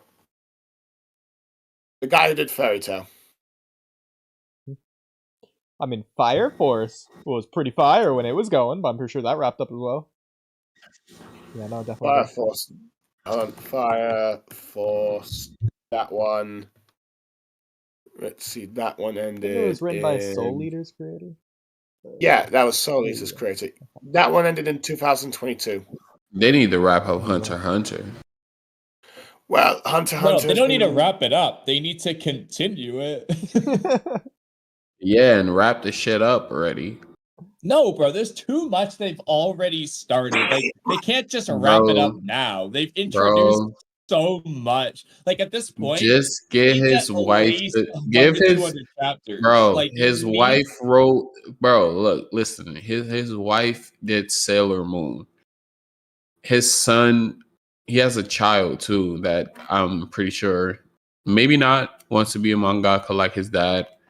They can continue it for him. He can spear lead the story, tell him how he wants it to end and all the specifics, and they can continue it that way. I don't know they could do why. that. He doesn't want to do that, but they could. But Yeah, the point is, stop being they need, stubborn, like, man. 200 chapters at least, because he's introduced way too much to just wrap it up. I don't want another Jujutsu I'm Kaisen. just saying. No. I'm not saying just wrap it up just like prematurely. What I'm saying is just wrap the story up, fight to finish, tell her what he wants her to do, or get another person to draw, because I think that's his problem, drawing. Like his problem is drawing, but the issue is he wants to be the one to draw it. Okay, I mean I can understand that, but sometimes you It's gotta one of let those things, pride. like, You gotta put pride to the side. And you can't do like your biggest dream in life. It's like, in all fairness, it's his thing. He should be allowed to do what he wants to do. I agree. It just kind of sucks because he wants to do that, which means we're not gonna get this anytime soon. It's gonna take forever. Bruh, if I want a podcast and if I lose my voice, I'm gonna have AI type out everything that I say, Speaking of AI, because I'm gonna continue doing this shit. Hey, I put a better link in there if you guys want to know that. It's like the differences between Naruto and Minato. I actually skimmed through this one to make sure it was actually a good one. Did anyone have like confusion? Like they didn't know like any differences between them? Their Why hairstyles, does it exist? their clothing. Their clothing. I mean, it goes into other things as well. So I mean, it's up to y'all if you want to just skim through it. If you want to do it, if not, it's cool. Either way works for me. Okay. Sure. BlueStar, what do you think? This is the whole Naruto Minato difference article, right? Yeah. Mm-hmm. Go ahead. Naruto didn't get spunk from his father. Wait, share your screen, Oodie. Oh, right. Yeah. Yeah, so free game, will you define spunk for me? Just real quick.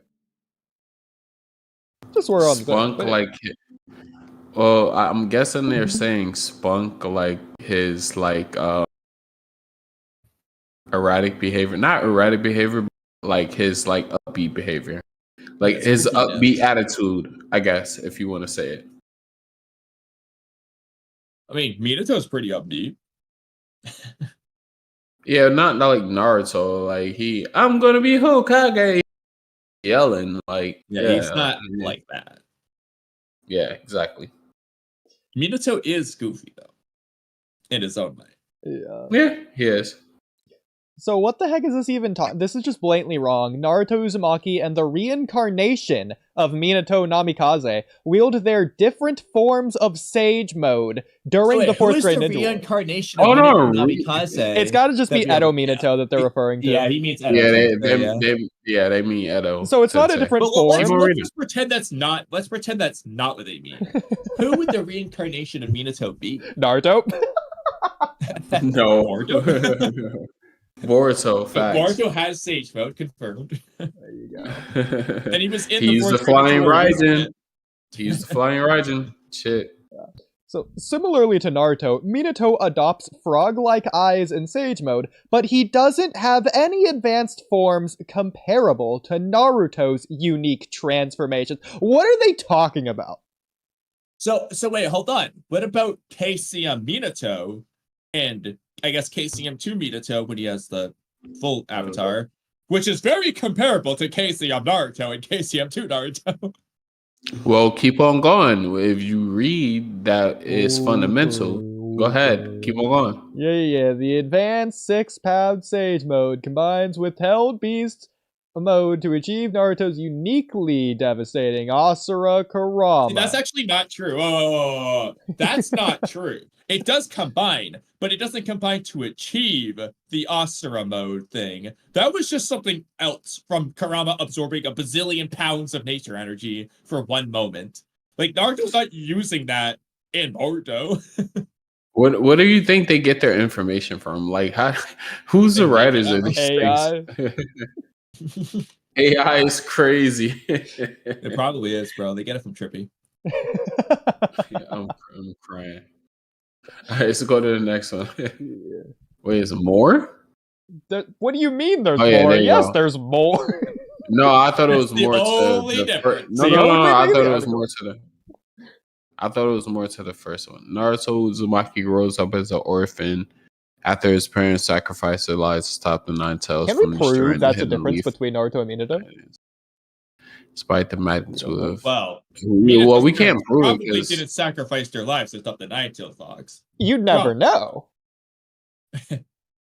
Well, Well, the we do thing know is- because it was in It was in Mito before, during, and after Minato's Yeah, birth. and you know what happened when it was in Kushina? It came out during the Minato manga that we didn't know happened. Okay, Gotcha, right? so if you want to say, if you want to say from like a version 2 Nine-Tails, that's possible. Wouldn't be I mean, it went the full Nine Tails in the Pain arc. Maybe something like that happened with Mito. No, because then Mito wouldn't just be alive in the Minato manga. What and if someone like Kushina- Lady Chio revived her? Nobody else in the Leaf Village had that chance. To be honest, Minato, we don't really know what his family was like beyond, let's see, him being married to Kushina and having one son. Let's see, Kishimoto never really explored like Minato's side of the family, if there was a side of the family. It's kind of like how he never really explained what happened to the Senju after like the first, second Hokage and Tsunade. I think the point is that Minato is just a prodigy. Like there's no Namikaze clan. It's just like Sakura. There has to be. essentially. What do you mean Well, there no, it has doesn't have to be a be? clan. It can just be a family, like the Harunos. That's not a clan. Yeah, true. Is that the end of the thing? No, there's more. There's more? Okay, there's more. This is Minato like- succeeded. this is Naruto- Go up. Okay. Go up. Minato succeed his childhood Hokage. What does that Naruto mean? serves multiple Hokage. So before what they becoming- mean is that Minato was Hiruzen was Oh, Hokage comes the whole time after. Minato grew up, Okay. whereas Naruto went through multiple Hokage before he began. That's the stupidest difference I've ever heard. That's what I was gonna say. That's why I said this is the goofy one. Like, who cares? The difference with like Minato and It's not even a Minato difference between them. It's a difference between the village and the time they were alive. Yeah. It didn't even influence them in any way. Yeah, so Naruto dreams of becoming the next Hokage, and his father, Minato, was fourth Hokage. Although Naruto eventually attains the title Hokage, his journey to achieve the aspiration takes longer than his father's. Minato succeeded the third Hokage and ended up growing up under his leadership, but Naruto serves multiple Hokage before becoming one himself. Alright. Okay, so... Okay, these are so stupid. For the next one, yeah. So cares? this one is technically true. They're right. Naruto doesn't find love as early as Minato. He finds it But this even earlier. Yeah. But this is just Minato a blatant falls in love at a lie. younger age. I don't think that's true. Naruto was in love with Sakura, like, from the get-go. Like, it might not be so madly in love that he couldn't even stand it, but he was still madly in love. He could barely stand it. That's the difference. The problem is they're gonna say it's Hinata only because he actually ended up getting with Hinata. Like, hypothetically, if Naruto ended up with Sakura in the end, then they wouldn't be saying that because Naruto liked Sakura from the academy days. It's the same thing with Minato. Naruto found the love of Hinata early. He just didn't care until later. He didn't realize he found loved it it. at a pretty young age. Yeah.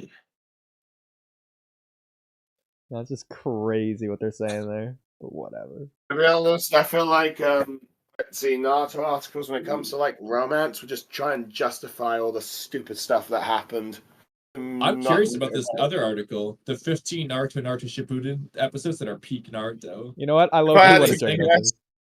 If I had to guess, the episode which had Madara Uchiha versus the Allied Shinobi forces would be among them. We were just talking about that last night.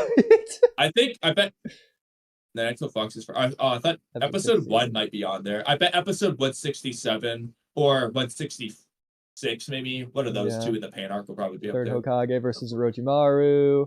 Obviously, Garver's Lee. What was that first one? I wasn't paying attention. Naruto Sasuke. The first one is that Axel Fox comes out. Yeah, it's Naruto Ninetales versus that's this episode. The Haku fight. Lee and then Gaara versus Lee. Which Gaara versus Lee episode are they picking? Wait, which Gaara versus Lee episode did they pick? Obviously, episode 49. Oh, it is 50. Okay, so it's the third gate. 49 is like the popular one. I'm kind of surprised, but okay. I think it's because that one you got actually see the fifth gate. Yeah. Also interesting here, they're choosing the end of the Naruto versus Sasuke fight rather than episode 133, which has all of the Sakuga in it. That's why I'm curious about like which specific episode they're picking. Because keep in mind, this episode, its fight is only like half of the. It's not even a fight. Like realistically, it starts and it's practically at the end of the fight with like all the cool stuff has already happened. Yeah, it's just showing the final Rasengan Chidori clash twice, and then the rest of the episode is just Sasuke walking away and Kakashi showing up. My guess is they picked this one for the more emotional part of Naruto failing and Sasuke sparing they're just picking the conclusion of all of them. Think about it. The end of the Haku fight, the end of the Naruto fight, the end of the Lee fight. Every single one's going to be the end of the fight. Yeah, the end of the Kaguya fight. See? Oh, actually, no. This looks like when they get the power up.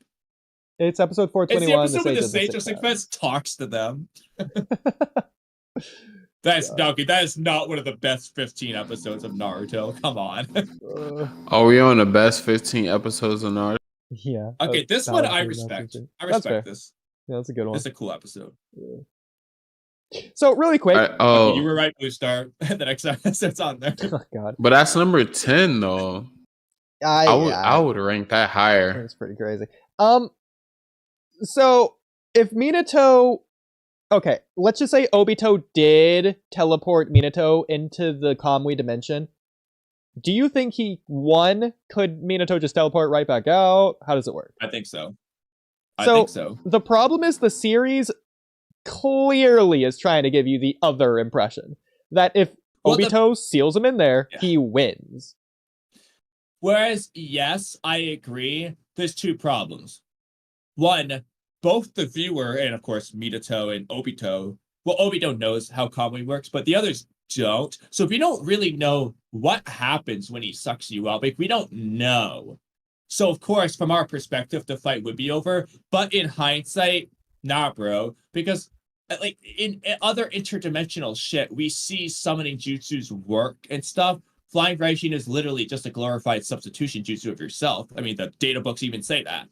It would work. Like, it's just space-time. You could just teleport out like any other. I mean, I agree that it should, but Obito, like you said, knows how Kamui works. He also knows Minato has Flying Raijin and sees Minato actively use it a ton in this fight. It doesn't make sense, regardless how you think about it. But I'm just going to go with Obito here and say that I don't care if it doesn't make sense. Minato just couldn't do it. Yeah, I mean, the other thing is, like, the sad reality is, retcon, Kamui might have just been different when he wrote this. Like, I agree. And then he just made it into what he did in the end. Yeah. To be fair, it doesn't make sense for Obito to think this would work. Unless his plan is to, like, genjutsu him when he sucks him up somehow. Kind of like Torune and Fu. We don't really know how that all worked anyway. But, like, it's not an auto genjutsu when you get sucked up, as we've seen with plenty of characters. It'd be weird that he's going for the suck up if that's the case. Just go for the genjutsu in reality. Exactly.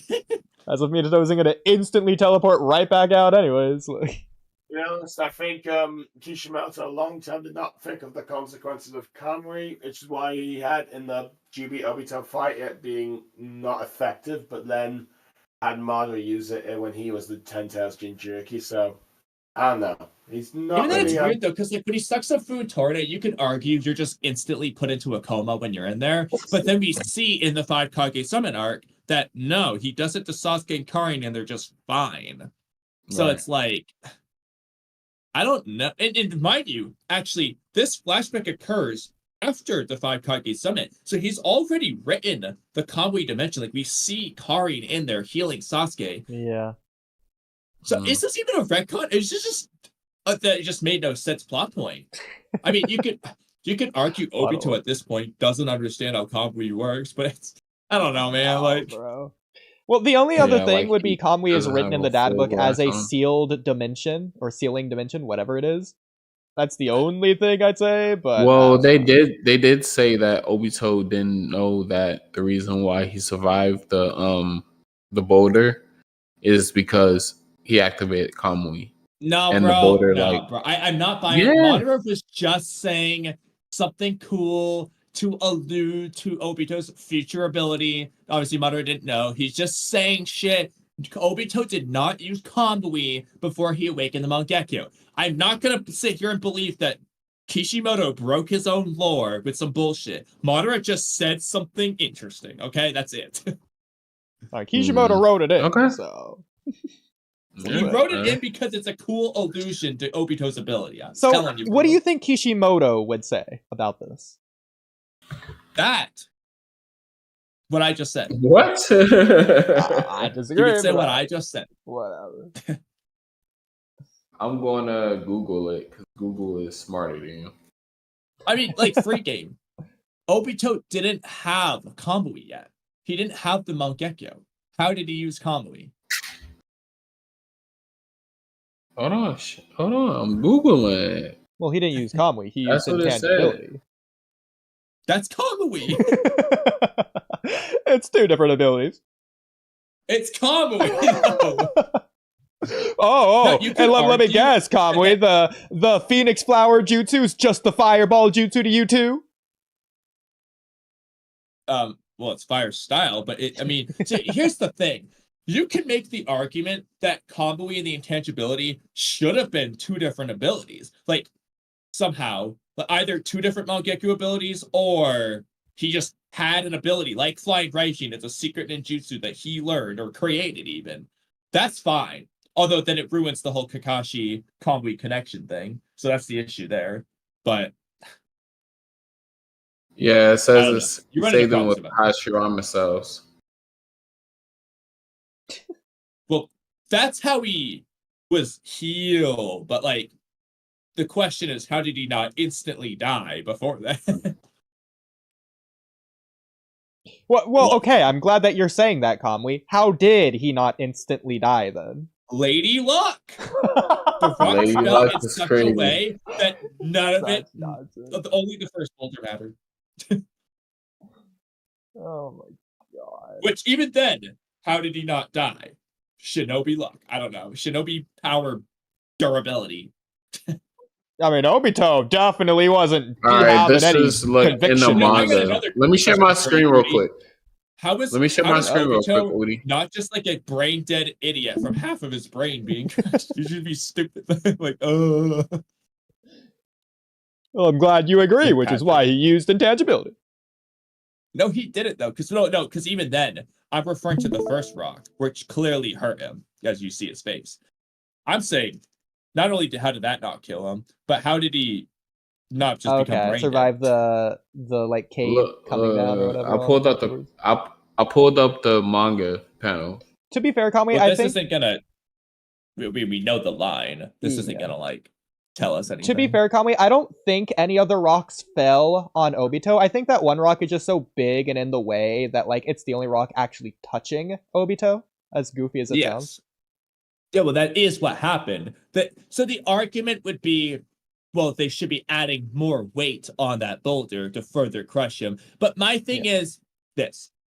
I know that's ridiculous and that's true, but Obito already was surviving the ridiculous boulder that should have killed him. At that point, I'm just going to chalk it up to stupid shinobi durability. Like, he survived the first one. At that Or point, maybe he didn't it's all the phase same. all the way through the rock. Exactly. He If it didn't. was That too is big. what His happened. face Yeah. wouldn't be crushed. The anime like, Yeah, even the so shows first what? it. one. He didn't phase through the whole one.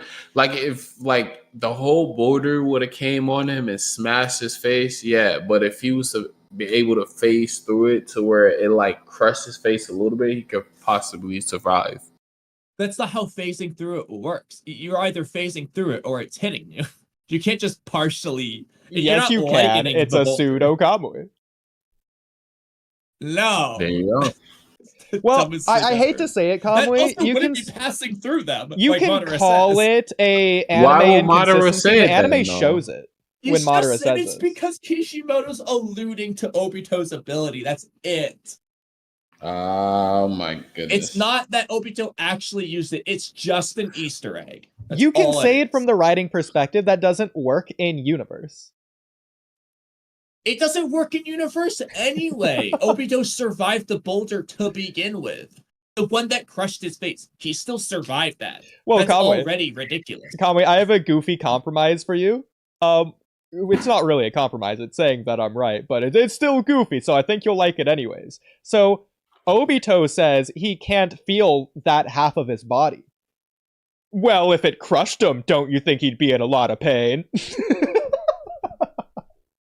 Well, no, it's No, so not in crushed a you can't feel it. Yeah. No. He'd be in a you lot become of pain. paralyzed on that side of the. No, I would kind of agree with Kamui. If it crushed half of his body, I don't think he'd be able to feel it. Okay. Like Let's just say he if your can't leg feel. was crushed, like for instance, like I'll equate it to like the car accident I got into when I flipped over. Like I didn't know my freaking femur was fractured, and that's the hardest bone in your body. I didn't feel that shit until later on. Some people, So- they break their arm. They say, I can't feel my arm. I remember a kid breaking his Yeah. hilarious. He broke his arm jumping into a slide. He just jumped into it and broke his arm. And you couldn't feel his arm.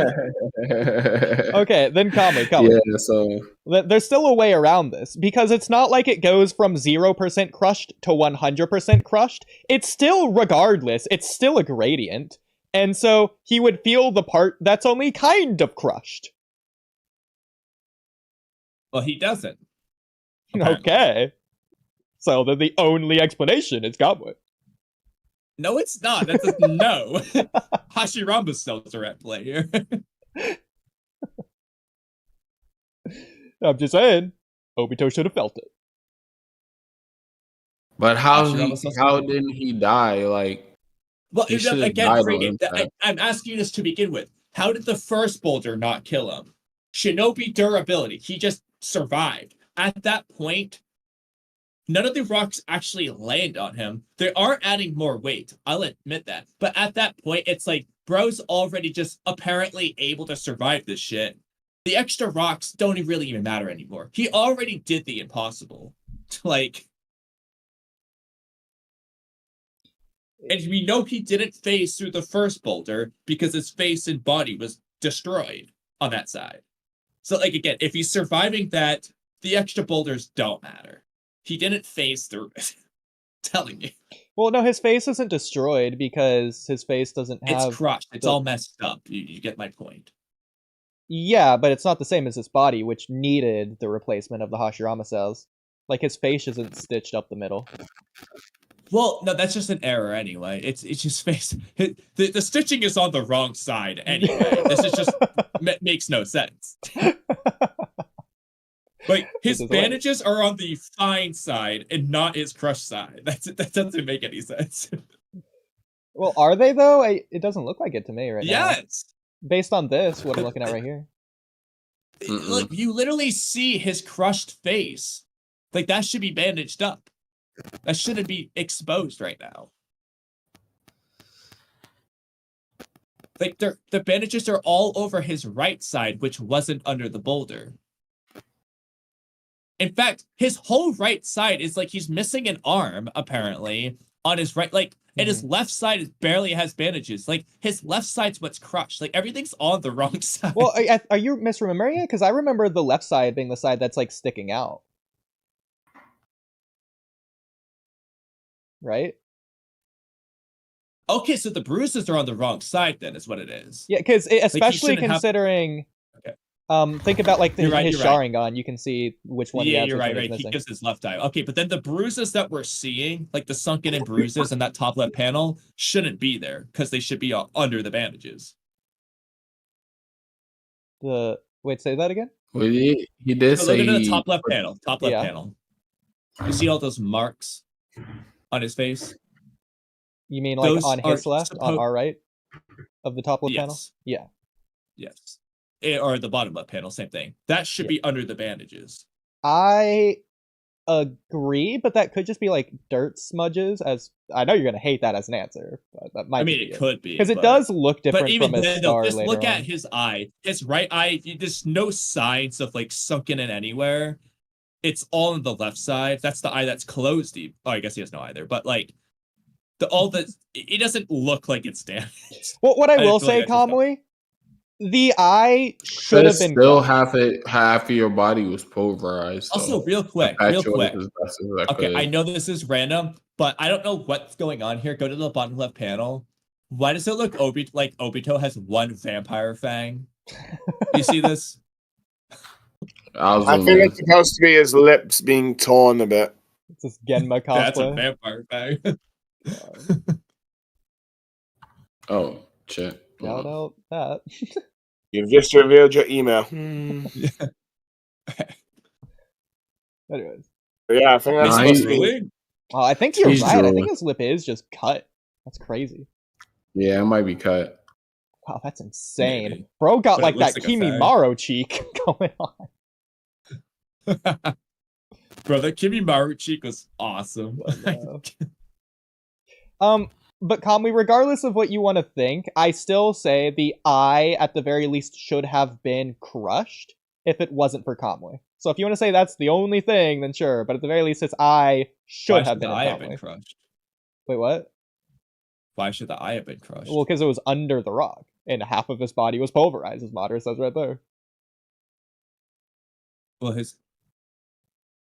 okay, if his eye was crushed, his whole more of them should be crushed. I don't know, like I mean, keep in mind that Maybe like he closed his organs eye. aren't like durable in the Naruto universe. Wait, even how did he- pierced in the river's edge. Wait, hold Eyelids on. are durable.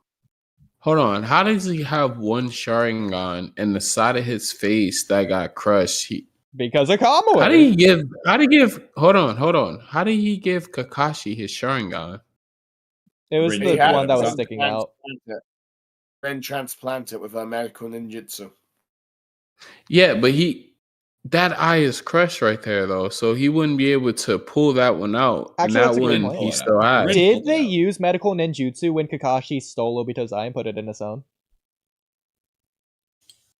I mean, Rin did whatever she did Did she though? Like, was that on screen or was that off screen? Because it would make sense if it was off screen. off screen. Okay. She must. I'm have done talking about something. like how I'm talking about when he first got the Sharingan, like how when he attained it Obito. from Obito. Yeah. Oh, Yeah, when Rin Kakashi just took it out of first got Obito's Sharingan. eye. Yeah. His left half was sticking out, and he just took Obito's left Sharingan. Like Obito didn't do anything. Just let it happen. Yeah. Okay. Unless you want to say Obito took his free hand and took it out of his Then own. how does he still have his left? How does he still have his left Sharingan? That's what I'm. He doesn't. He has his right Sharingan. It's on our left, but it's his right. He's eye. not pulling a Kakashi where he's closing a Sharingan eye to save energy. Yeah, he just has no eye in that left eye there. Oh, so he still all right. So even though it crushed half his face, he still has that Sharingan in the Yeah, right which eye. you can argue is ridiculous, but I mean, Yeah. Okay. Well, I don't think it's Gotcha. ridiculous because of the explanation they're giving in universe.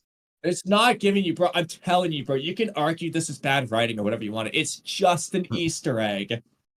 That's all it is.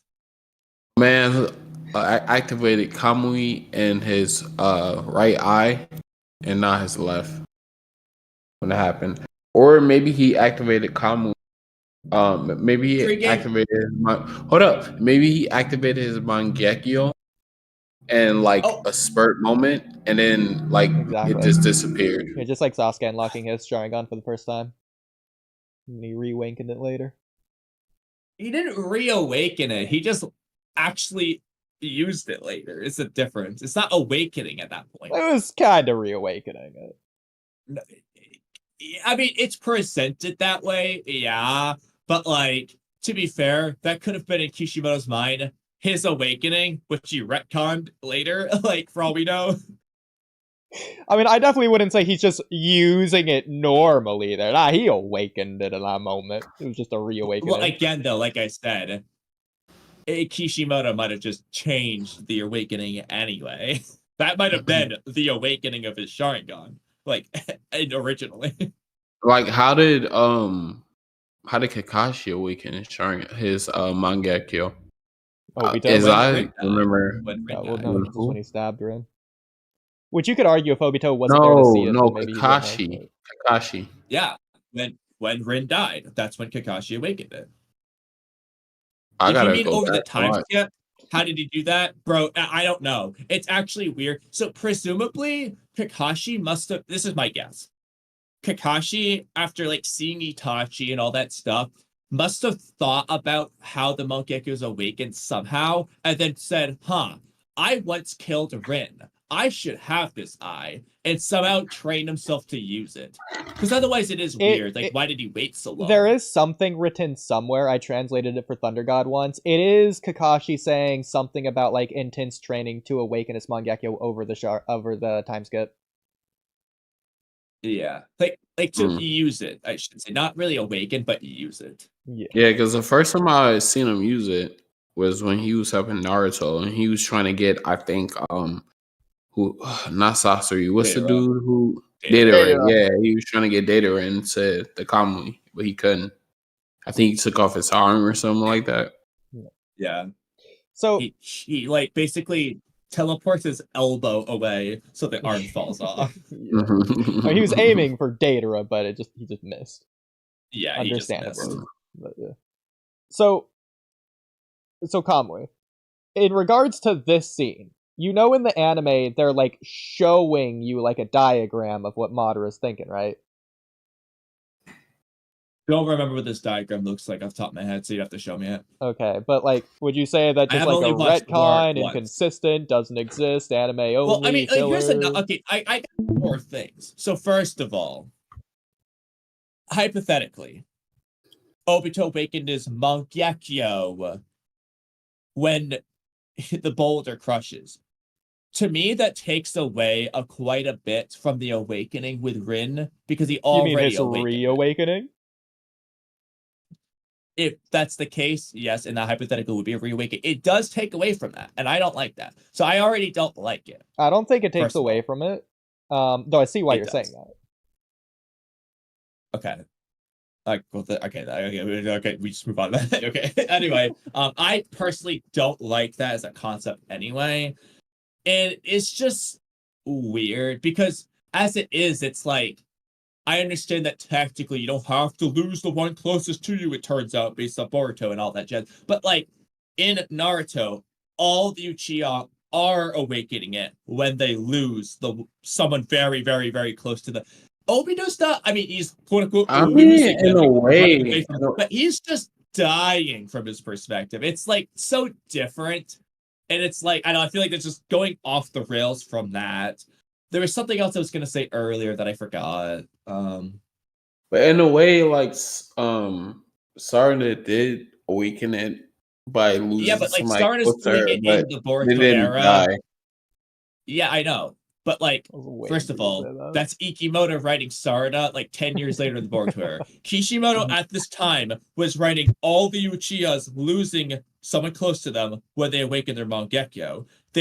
He's intentionally doing that. Even if he's thinking in his head, this doesn't have to be the only way, he's making it the way they're awakening it in Naruto, because it's playing into, in a lot of cases, their hatred and their losses and all that stuff that's making them miserable. Well, He's doing that intentionally. Kamui, just to add on to that, I think it was specifically not just someone close to them, it was specifically only their best friend as the prerequisite for some reason. But so whoever they cared about most, basically. I think it was the best friend, not who they cared about most.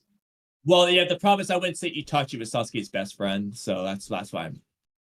they say the one closest to you is what Obito says. No. So Sasuke, I'm saying, whereas Itachi said best friend. I'm saying that to say that at the beginning it was your best friend, and then it was your closest person, and then like as a third thing, it was a heightened emotional state. Yeah, it's got more and more. Yeah, they did say that Black Zetsu he rewrote the stone tablets that the Uchihas using Mangekyo to read, so he altered it. So that wasn't really the correct way to unlock the Mangekyo. But again, I don't even think that's true. Even if that's not the way, the point is these characters were doing it the wrong way, like intentionally. So Kishimoto wants all the previous Uchiha to do it the quote-unquote wrong way, kill your best friend / lose your best friend, and so on. So I don't think he's just going to have Obito randomly break the mold, not address it in any actual way. Like, no. No, he's doing that. Wait. No, that's not addressing it. That's the most one-off line that doesn't matter. And then he's going out of his way later in that same flashback to heavily present with 50 panels of Obito awakening the Mangekyo Sharingan side by side with Kakashi. Remember that? You remember that scene? The billion side by side panels of them awakening the Mangekyo. He's going out of his way to make that scene count. No, the awakening was not Madara's one-off line that's never brought up again. Okay, it's the scene that we all know and love. But he protected Rin and Obito out of love. And Kishimoto hadn't created that yet. I don't think that's a real thing Kishimoto anyways. did that 20 years later. No, I'll be honest, that's not even a thing. I refuse to believe it until it is a thing. Yeah. Which I'm glad that Free Game, you mentioned the Sarada moment. So obviously you're referencing Boruto and not Naruto, even though Naruto's obviously the reason that she awakened her Mangekyo, not Boruto. But even if I do want to say it's because of Boruto, let's just go with that. It wasn't out of love. Okay? If it was out of love, it was out of fear of loss, bro. Yeah. She hates what happened to Boruto. Close to her. It's not out of love at all. Exactly. I hate people saying that. It is very much in line with the previous Mangekyos. It's just instead of the loss of the one closest to you, it was the fear of the loss of one closest to you. Like, you could make this stretch for literally any Mangekyo. Love than Itachi dying and Sasuke being sad because he loved Itachi. Like, it's the same amount of love involved. The only difference is one actually lost it, and the other one was just afraid of losing. But Kamui, you can make the stretch for literally every Mangekyo awakening. Obito loved Rin so much, that's why he awakened his Mangekyo in that moment. You already covered Sasuke. Itachi loved Shisui so much in that moment, that's why he awakened it. For every single one of these, you can do it. It's literally, the Obito said it's the loss of love that matters. He puts the L word in there. The same thing. I hate people saying that as if it's a thing. My God. I know. It's like, oh yeah, Stardust Mangekyo is going to be stronger because it was out of love instead of hate. Like, yeah, okay, bro. The only argument you can make for her being stronger, it's not that her Mangekyo is stronger at this point anyway, but the argument would be that she got the Mangekyo, but she still has the friendship amp of protecting Boruto still. like even if we want to say hypothetically it was out of love, then that just makes no sense, because why does she love Boruto now more in this moment than earlier? Did she just not love Boruto before? Did Rin never love? Like when they hug each other or something? Yeah, like as if Sarada loves Boruto, even as if it would light a candle to Obito loving Rin just on a random Tuesday. Yeah, exactly. The scene of Rin saying, "I'll always be watching you, Obito." That's when he's awakening his Mangekyo. Exactly, bro. It makes no sense. So, can we get back to the list of those episodes? Because then afterwards I need to head to bed. That's fair. Oh, right. Yeah.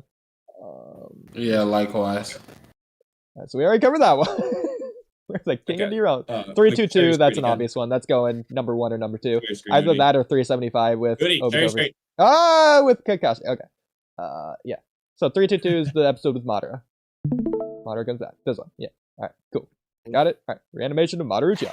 Yeah. Okay. So that's an obvious number 1 or number 2. The other one would be Obito versus Kakashi. I said 166 or 167. Although I'm not gonna lie, the episode of Hinata's flashback. Okay, I'm picking the episode before or after, either the Cycle of Hatred episode or the one where Naruto's going 9 tails. Like, I'm not picking this one. Nah, bro, this is a good episode. Like, you just don't care about Hinata. Episode, I agree. Like, I agree. It's a good episode, but of the 3 I just mentioned, it's probably my least favorite of those 3 great episodes. Man, no wonder Kamui doesn't want Haku connections to Hinata. He just hates Hinata. I love Hinata, but like, I just compared to the 2 episodes surrounding it. To be honest, I feel like Studio Period was just trying to rip off Sakura's backstory for Hinata in this one with the whole bullying aspect. You know what? Maybe, but I don't know. Because it is pretty much. That's why Naruto likes Hinata. Because he likes Sakura. Yeah. Well, you know what, Kamui? Maybe if they did have more Haku comparisons here, then you would have chosen this answer over the previous one or the next one. Okay, let's not get Maybe. I can't believe how low these are. This is insane. Like, what's above it? The Naruto and Sasuke final fight, I guess, but Pain's attack. Okay. Maybe they're going. Maybe all the Pain episodes I said are going to be on. Oh yeah, this makes sense as well. That's a good episode. I remember rewatching specifically the scene of like when Decisions playing that theme over and over and over again. Yeah. Yeah, great episode. Okay, that's a good episode I don't think this episode was great. I think it just had a really good moment with this one. This scene. Yeah, this scene. Exactly. Like a third of the episode at most, I think. I don't remember even know what happens in the episode. Is this scene just really long? It's the whole episode. It like wraps up Sasuke and his brother's relationship. Yeah. So yeah, I like that one. Let's predict what else is going to be on the list, and Kamui, you can't cop out and say the other Pain thing. So I'm going to say let's each just guess one, just to be fair. We can't guess each other's. I'll go first. I'm going to say the culmination of the Sasuke versus Itachi fight. So it's going to be like Itachi, Susanoo, and Kirin. Is this what number is we on? Is this 3? This is number 4. So 3, 2, 1. 3. Okay. I think Jiraiya's death is going to be one of the episodes. Okay. And pregame? Did they already do the one where Sasuke interrupt Hokage summit? Did they do that? They haven't done that, no. So okay. So all right, I'll put that on there. All right. And then Kamui?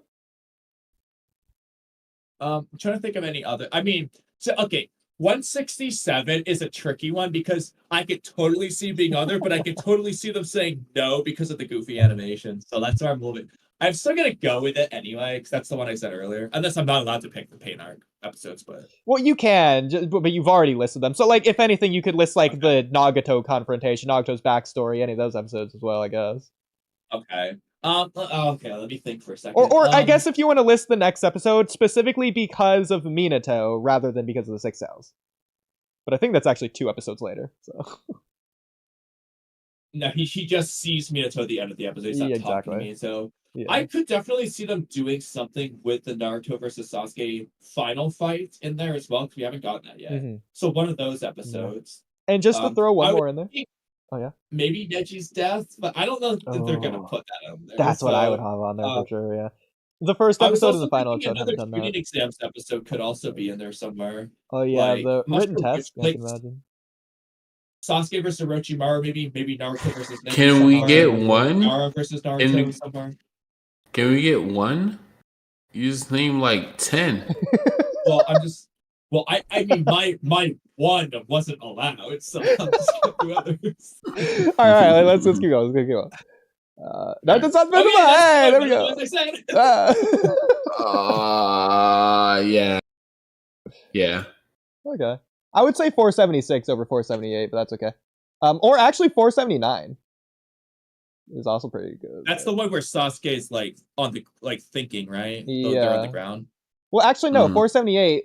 Wakai no In, that is that's not even the fight. That's the episode where they're like hallucinating. The Ninchu episode. Well, is the screenshot in the episode? No, it's not. It just shows this as the screenshot, which is weird, but whatever. Okay.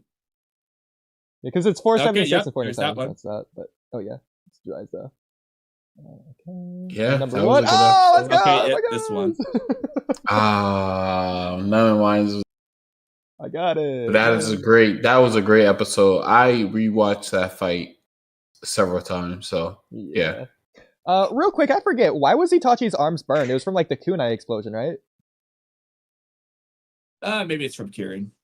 Yeah, I want to say Karen. But that's such a weird pattern. And only on his arm? What, did he throw his arm up in the air when he put on the Susanoo? Maybe he didn't activate it in time. It might be from with Sasuke was shooting fireballs. Maybe he got hit a little bit. Yeah, but it's still such a weird pattern. It's like snake scales almost. Almost ironic. But... It might just be due to the animation art style. Nah, that's fair. Okay. Well, I don't know what I was gonna ask. What do you guys think you would pick for your best episode of Naruto? And I'm like, I don't know how the hell I would pick a single episode as the best episode. Well, can we cop out and say my favorite is when Naruto finally meets his mom and dad in Kurama. Okay. That's probably like a little tier one, but that shit was like that was tearjerking. What did you say, Oodie? So, are we gonna say that Shippuden and Part 1 and Boruto are separate? Yeah, just to make this more easy, for sure. Let's separate them. Okay. If you want. You don't have to. Like a free game. If you only want to pick one, that's fine. If I had to pick one for Shippuden, I'd probably say 175 is the best episode. That's a good episode. Damn, you know the number. Oh my goodness. What episode is that? It's the one where Naruto comes back as a hero. Yeah. Yeah. Wait, what? Say it again.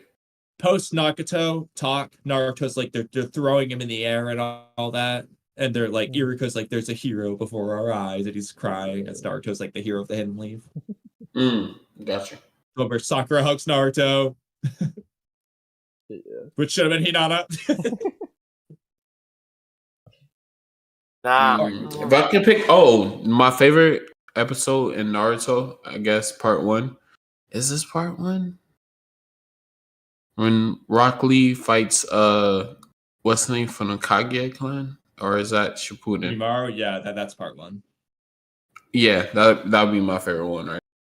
What, Rock Lee versus Kimimaro? Drunken Fist, let's go.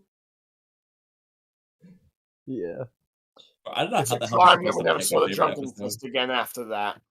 For Part 1, I'm going to go with either 133 or 134. That's Naruto and Sasuke's final fight. Either the end of it or the actual cool episode in it. For Shippuden, I feel like I only want to pick stupid and silly answers. That's the problem. For Shippuden, I'm not going to count episode 101. Kakashi says his true face, the obvious pick. I'm not going to count it. It doesn't count. That's a tier by itself. God, exactly. Yeah, that's Robo Naruto, the filler episode. Yeah, Kakashi says his true face. The best episode of the best filler arc for me would be the 12 Ninja Guardians arc. Filler arc. Favorite filler arc. Kamui, we should write that in tier list, ranking filler arcs. Bro, I'm pretty sure I did that like 2 years ago.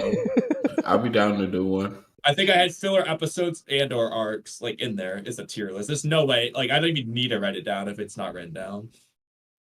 Yeah. All right. You should just search filler in there. Obviously, yours will pop up now. Okay, you already got filler it. arc episode tier list. Yeah, it's like whatever. It's like there's no way I didn't write that. I don't know. I mean, I don't want to. Again, I would obviously pick Kakashi says his true face, but like, what else did I pick? Oh, that was epic too. I already said my three picks for Shippuden. It's either 322 or 375, which is Madara's a rival, I guess, or Kakashi versus Obito, or 478, the Unison sign, which is the hallucination of Naruto and Sasuke after their final fight. And then for Boruto, it's either episode 65, the Momoshiki fight, or the Baryon mode fight with the Ishiki countdown. That was filler. That wasn't filler.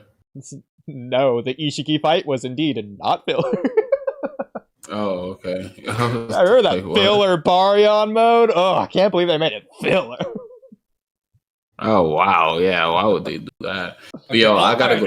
I gotta get ready for bed, guys. All right. I want to give unique for Boruto. I want to give a unique answer. Episode 166, the first Deepa fight where he just stomps them. The first one, not even the second one, which has the most cuts of any episode in the entire franchise. I love the first one from when he's just trolling. God, I like the owl fight. Owl fight's really good, Boruto and man, Owl. for sure. The Jigen fight, I kind of wish they did more with, because they did so many experimental scenes, Exactly. like Jigen flying around for like a minute. It didn't look all that great. Or like the opening shot of that episode where they're like panning across the dome, and it looks kind of weird in its 2D, 3D format. Mm-hmm. But yeah. They do something similar, the Boruto versus Kawaki fight at the end of the Code Arc too. Yeah, they do. Yeah. Sorry to cut out, guys, but I gotta go. I gotta go to work soon. All good, Mr. All right, but yeah, thanks for having me on. Absolutely. Go to join because I was absolutely bored. Glad to have you. Anytime y'all potting, just hit me up. Sorry. Yep. Go ahead. I will admit, this is probably the most chaotic podcast I've been on at sea of your guys doing this. You know, typically... Well, it's because you haven't been on the most chaotic podcast among us. For us, typically, for BlueStar podcasts, we try to go out of our way to make it as unchaotic as possible. In this one, it's less chaotic than normal, but it was more so getting towards a normal podcast. No, bro. Hey, BlueStar. They are like legendary for cutting people off, bro. Like you start saying something, Kamui will just start talking. Like he does not care if you're talking. Like they're you join the most chaotic podcast. Hey, and whenever you get a chance, I got a podcast as well if you want to join anytime. I'll consider it depending on the time and days and all that. But yeah. I am starting to understand that little aspect, given the last podcast I was on. Ours is way less chaotic, so it's like -16 compared to these guys right here. Literally. Yeah, if you think we derailed today, you haven't seen anything. But yeah, I'll add you, and we'll discuss it. All right. It was nice to meet you, bro. And you guys have a good night. All right, you too. Good night. Oodie, we can still keep going. Oh, really? I figured that'd be the end of the podcast for us too. I mean, at the very least, I figured BlueStar's got to go anyway. So. Yeah, I got to head off. Now it's like 4 a.m. in the morning here, and even though I have the day off, it's like I can't really, I can't go to bed any later than now. But anyway, thanks for having me, and let's see. I'll probably see you again next week. I believe it'll be on Monday. I said it would be Monday night. Yeah. Let's see. And hopefully, double check on that. Hopefully you're feeling better by then too. So good luck on hopefully resting. My voice will be back to what it normally is. Yeah. All right. Sounds good. Let's see, but bye for now. All right, see ya. Okay, see ya. Kamui, did you have anything in particular? Well, first of all, I haven't even talked about the episodes yet. Oh my god. So I want to give unorthodox picks for like part 1. Okay. Okay, you know what? Since it's gonna take a while anyways, I'm gonna go to the bathroom, so just talk all of your episode stuff and I'll listen on my phone.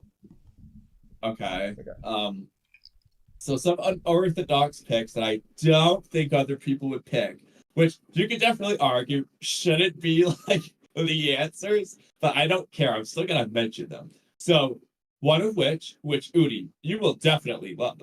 Gaara versus Kimimaro. That episode, I love that episode because honestly, it just has the whole fight, which I thought was cool. It has all of Kimimaro's backstory, which is really cool. The conclusion for that episode, it's all there, so it's all encompassing. Great.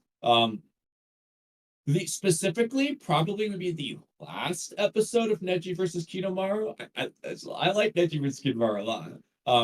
But Neji's death, that isn't his real death, but his death is really good. What was it? Oh yeah. Naruto versus Gaara. It would really mainly be like the last episode of it, probably the one where he's doing the 2,000 billion shadow clones, summons Gamabunta, and the fight concludes with that episode. This is some 3 unorthodox picks that I don't think most people would pick. It's like best episodes of part 1. That I want to shout out. Now for Shippuden, oh my god, it's so hard. Like I don't want to pick the obvious ones, but like I guess they didn't pick episode 165 or 167 on that, which I would have pretty high. Neji's death episode I still think is a really good one, but I don't think I'd put it as like the best though. I mean, beyond that, though, like the actual article had some of like the ones I'd probably put as contenders. So like the 2 Minato episodes, the Itachi Sasuke goodbye episode, Kakashi versus Obito.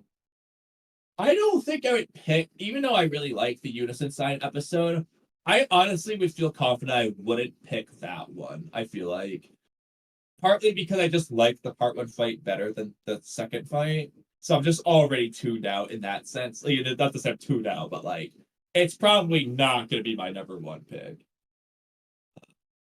I honestly need to rewatch all of Shippuden to pick because I haven't watched post like 5 Kage Summit arc very much. I watched it once because I had problems with the episode websites that kept happening at a certain episode. So like I only watched it once. And even then, I don't even know if I actually finished. I'm pretty sure I did, but like I watched it once. Versus the rest of Naruto, I've watched like 80 times. Which is so stupid that it's so weighted weirdly, but it's the truth. So I really need to finish it. Can you talk? Because I've been doing this for like forever, it feels like. And honestly, I have to pee at this point too. I also okay, well, perfect. I guess you do that while I say things about things that you said.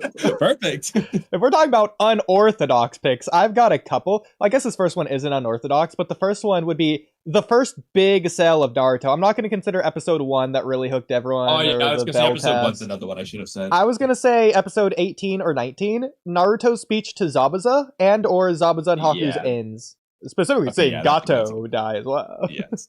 Yes, that's not unorthodox, but I feel like that just is a pretty good pick as well. Well, it's unorthodox for people to say it's their favorite episode, I feel like. Maybe not favorite, but it's probably arguably the most important episode of all of Naruto. So. I mean, it's definitely one of the best. Yeah. One of the most emotional. Yeah. And then obviously I love the Kimimaro episodes, like you mentioned. Okay, you're gonna call me crazy, but the Sasuke versus Tamari episode was actually really good because it was animated by the movie studio. Okay, actually, that reminds me, Shikamaru versus Tamari. That's what I'm about. I think that's over the cross of 2 episodes, though, right? So you'd have to choose one or the other.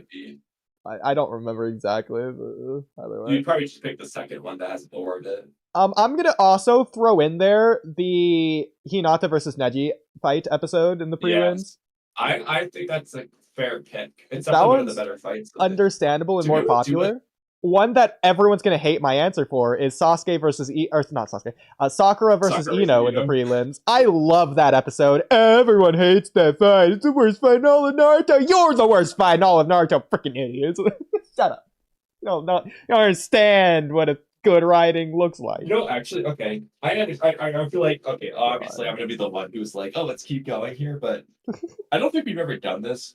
Do you want to just do this now? Do you want to just rank the tuning exams fights? No. That'd probably take too long. Whereas, yes, I think raring to go. We could do other topics too, though. You really wanted to keep this podcast going forever, huh? Okay, I'll see what they're not do a video. Tuning exams, fights. Oh my god, dear list. We'd also watch a movie if you wanted to do that. That works too. Okay, I'll say. Okay, we don't have to do tier list. Okay. I would either say movie or just more podcast topics.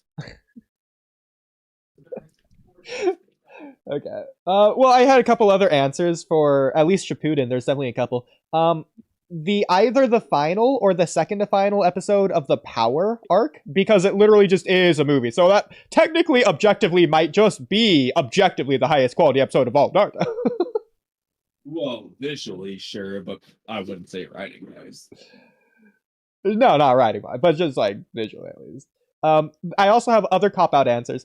In Shippuden, there's like 4 different part 1 recap episodes that condense it more than you could ever imagine. So technically, that might objectively be the best answer. It's not, bro. Well, it has several arcs in a single episode.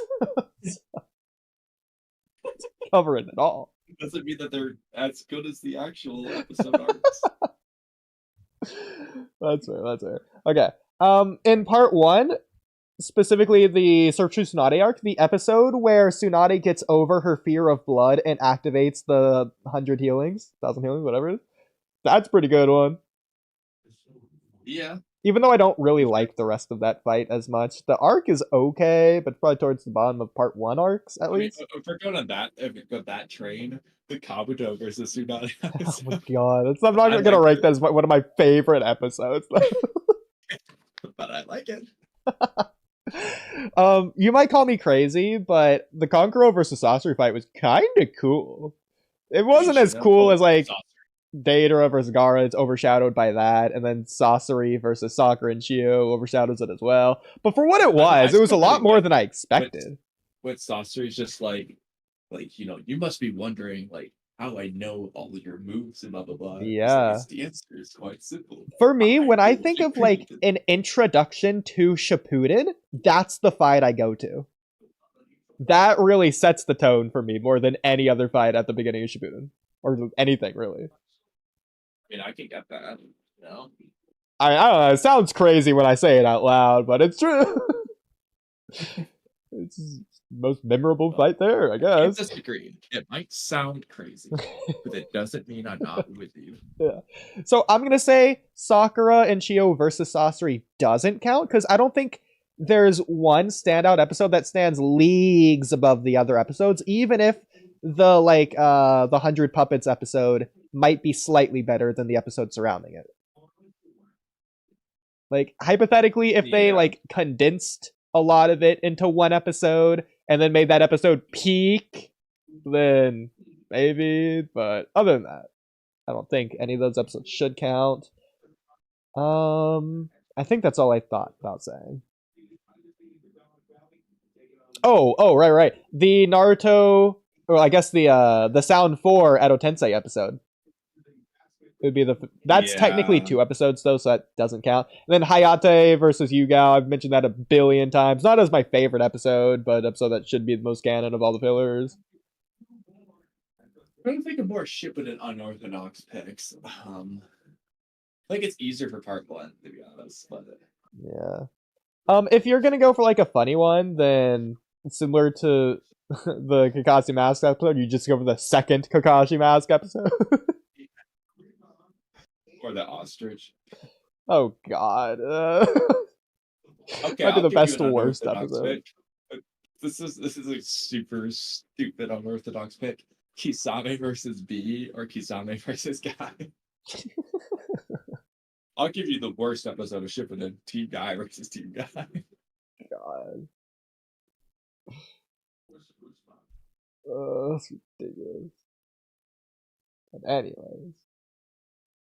Well, it wouldn't be us if it wasn't ridiculous. I really loved the Naruto versus Weather Girl Edo Tensei filler. Not the fight, but the backstory. That was a really good story. You might not remember it well. It's definitely not going that high on the list. Now we're just listening to anything, though. I don't know. Like the Kiba Akamaru backstory is pretty good. We're just listening every episode because we like all these.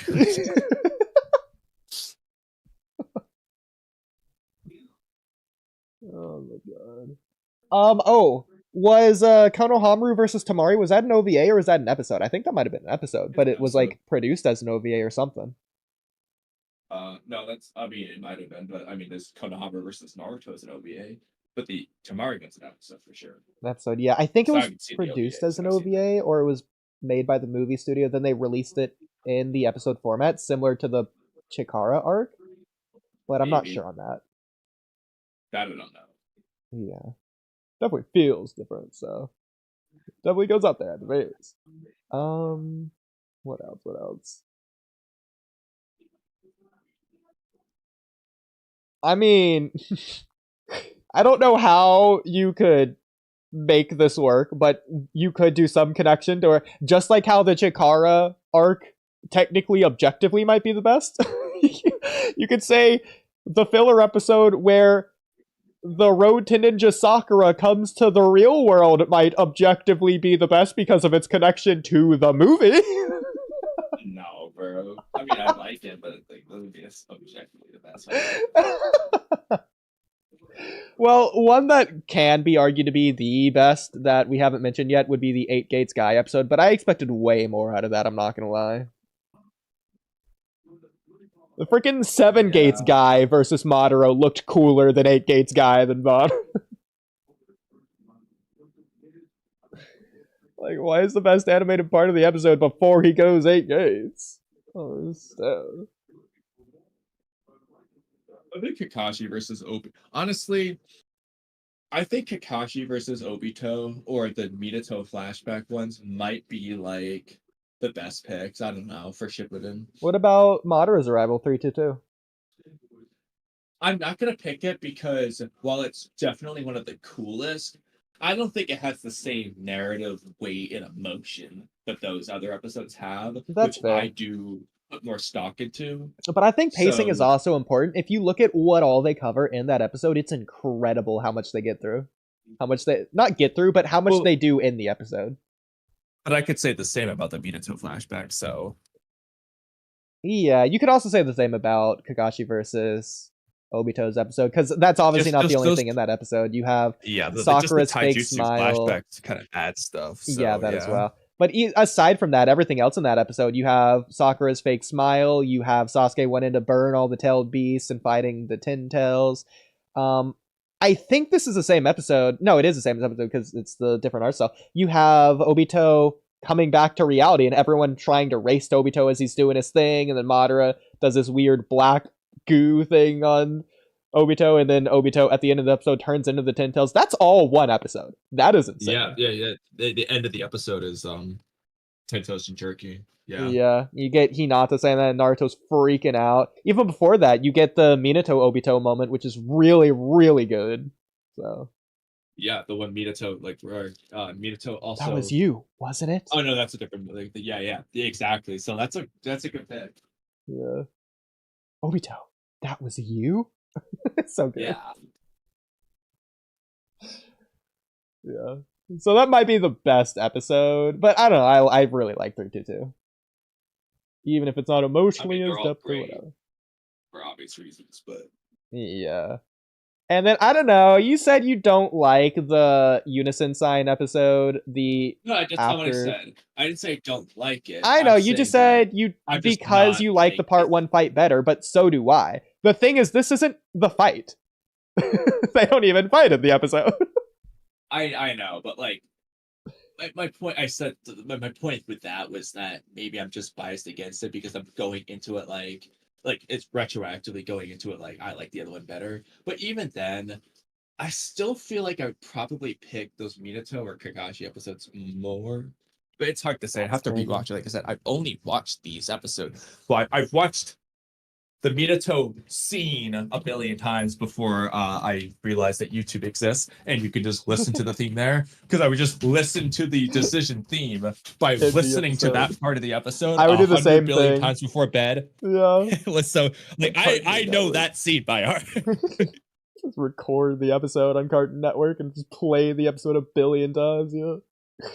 So good. But I didn't do that. I would just go pull up Naruto Spot TV, listen to it a few times, and go to bed. It'd be stuck in my head. To be fair, I wasn't doing it exclusively for the music. It's for the whole scene, including the music. Yeah, well, what I'm specifically referring to was specifically for the music for me. Yeah, well, maybe just because I already knew YouTube existed, so if I wanted the music, I would just look it up anyways. It's not that I didn't know YouTube exists. I just didn't even think of doing that. Yeah, that's fair. That's fair. But I would do that for Naruto movies as well, and even Attack on Titan. Pull up like the hype moments, like Eren inside the Santa Claus Titan's stomach, and it's like I would rewatch that moment a ton. Moments like that, or Berserker Titan mode. The Santa Claus Titan. Yeah.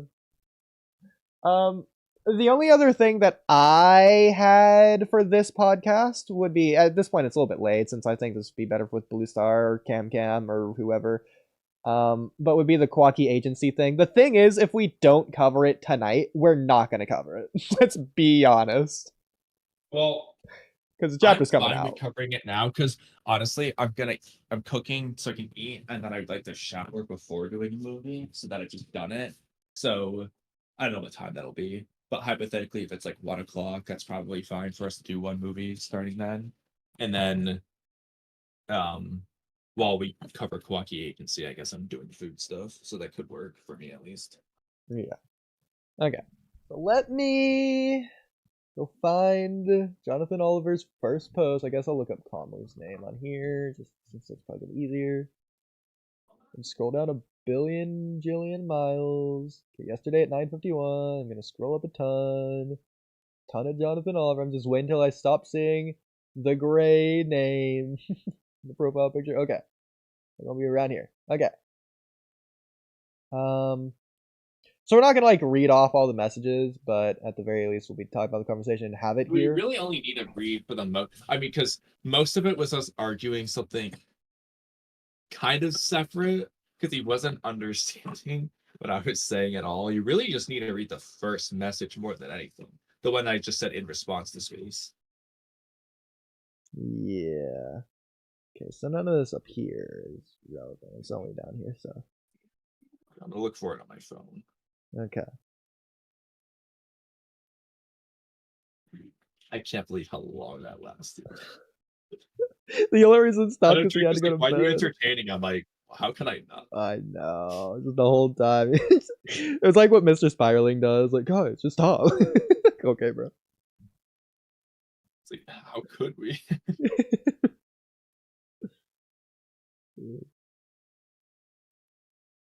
Okay, so I think I just Okay, was I found there. my thing. There's stuff I could add too. I just wrote like a kind of initial thing there. Oh yeah, this is Space's thing. So Space's question. It seemed like Ultra agreed with me because he put the 100. Space's question: do you believe a character needs agency, or do you believe a character can still work even without agency? So how much of this do we want to skip? Where do we want to go to? Well, we'll talk about that question, and then there's something else he said that I was specifically responding to. Yeah. Maybe not. Oh yeah, I was responding to his examples or something, but I don't know why I did that. Oh, okay. Yeah. So let's just go through one thing at a time, I guess. Do you want to get at your answer to Space's question?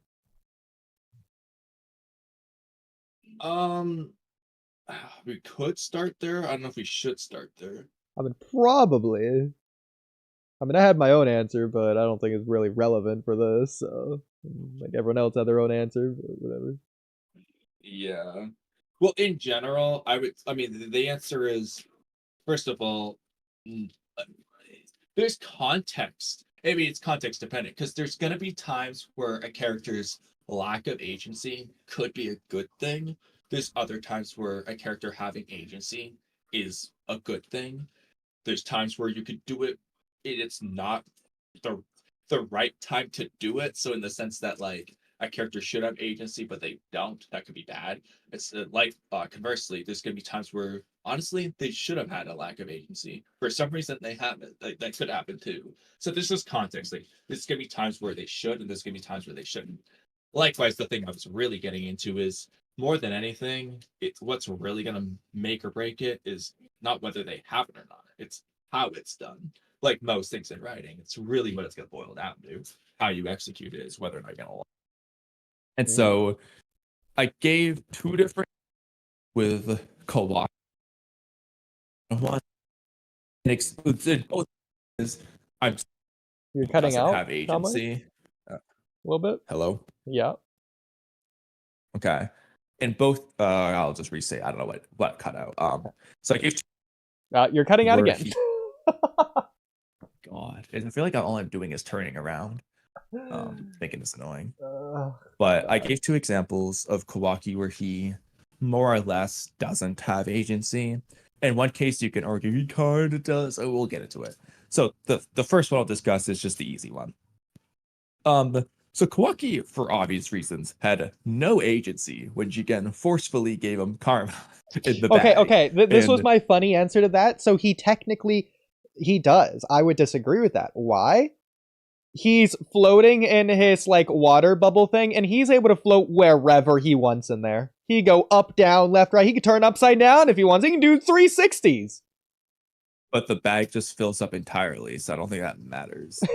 Well, I'm just saying he has agency. He can move wherever he wants. Okay, but like in terms of the context that matters, he has no agency. But obviously, nobody has a complaint about that. That's obviously not an issue for the story. It's the point is that he couldn't do it. He was forcefully given karma. That's the point, like so. That's not an issue, and how it's done is not an issue because it's the little kid being given karma by the alien god. Like, it's just not an issue at all. Like, it's just nobody is complaining about this. It wasn't an issue because he had agency.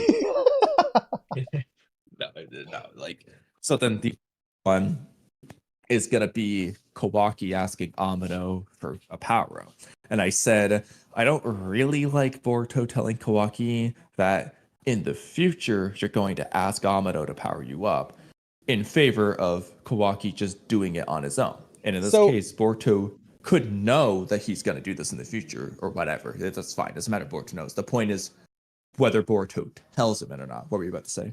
So I was going to respond to this. I ended up just not doing it because Jonathan Oliver decided to start responding anyways. So I just let that play out as it was. So I disagree that it's inherently worse, because it's a trade-off for one thing or the other. So in this case, yeah, I'll just go with what you're saying as if it is true. Well, I mean, I've said this before. When at the chapter, I'll let you say this, but real quick, I'm not saying it's inherently worse because when the chapter came out, I discussed ways in which this could work well, depending on what they do with it, which they have. Well, I'm saying as of right now, it's not inherently worse, even though they haven't done anything with it yet. No, I mean, I think it's all well. It depends on preference. Well, okay, my reason for this is because it's not inherently worse, because it's a trade-off. They're choosing one thing or the other. So they're sacrificing Kawaki's character in favor of making 10 directions more relevant. More useful, more powerful, whatever you want to say, more used. I don't think so. Well, I mean, you could say 10, that's how, but that wasn't needed for any reason because they're already doing it with the Sand Mission anyway. So this is just, who cares? Like, it's an addition that didn't need. Yes, but it's still it's not an addition that's needed, but it's still an addition. So it's like more Naruto and Hinata moments weren't necessary, but you still wanted them. Yeah, but like in my opinion, it's sacrificing something that is good and arguably needed. Oh, I completely agree. So that's where I would agree to where it's not worthy of the sacrifice, because Kawaki's character is obviously more important than 10 directions as a concept.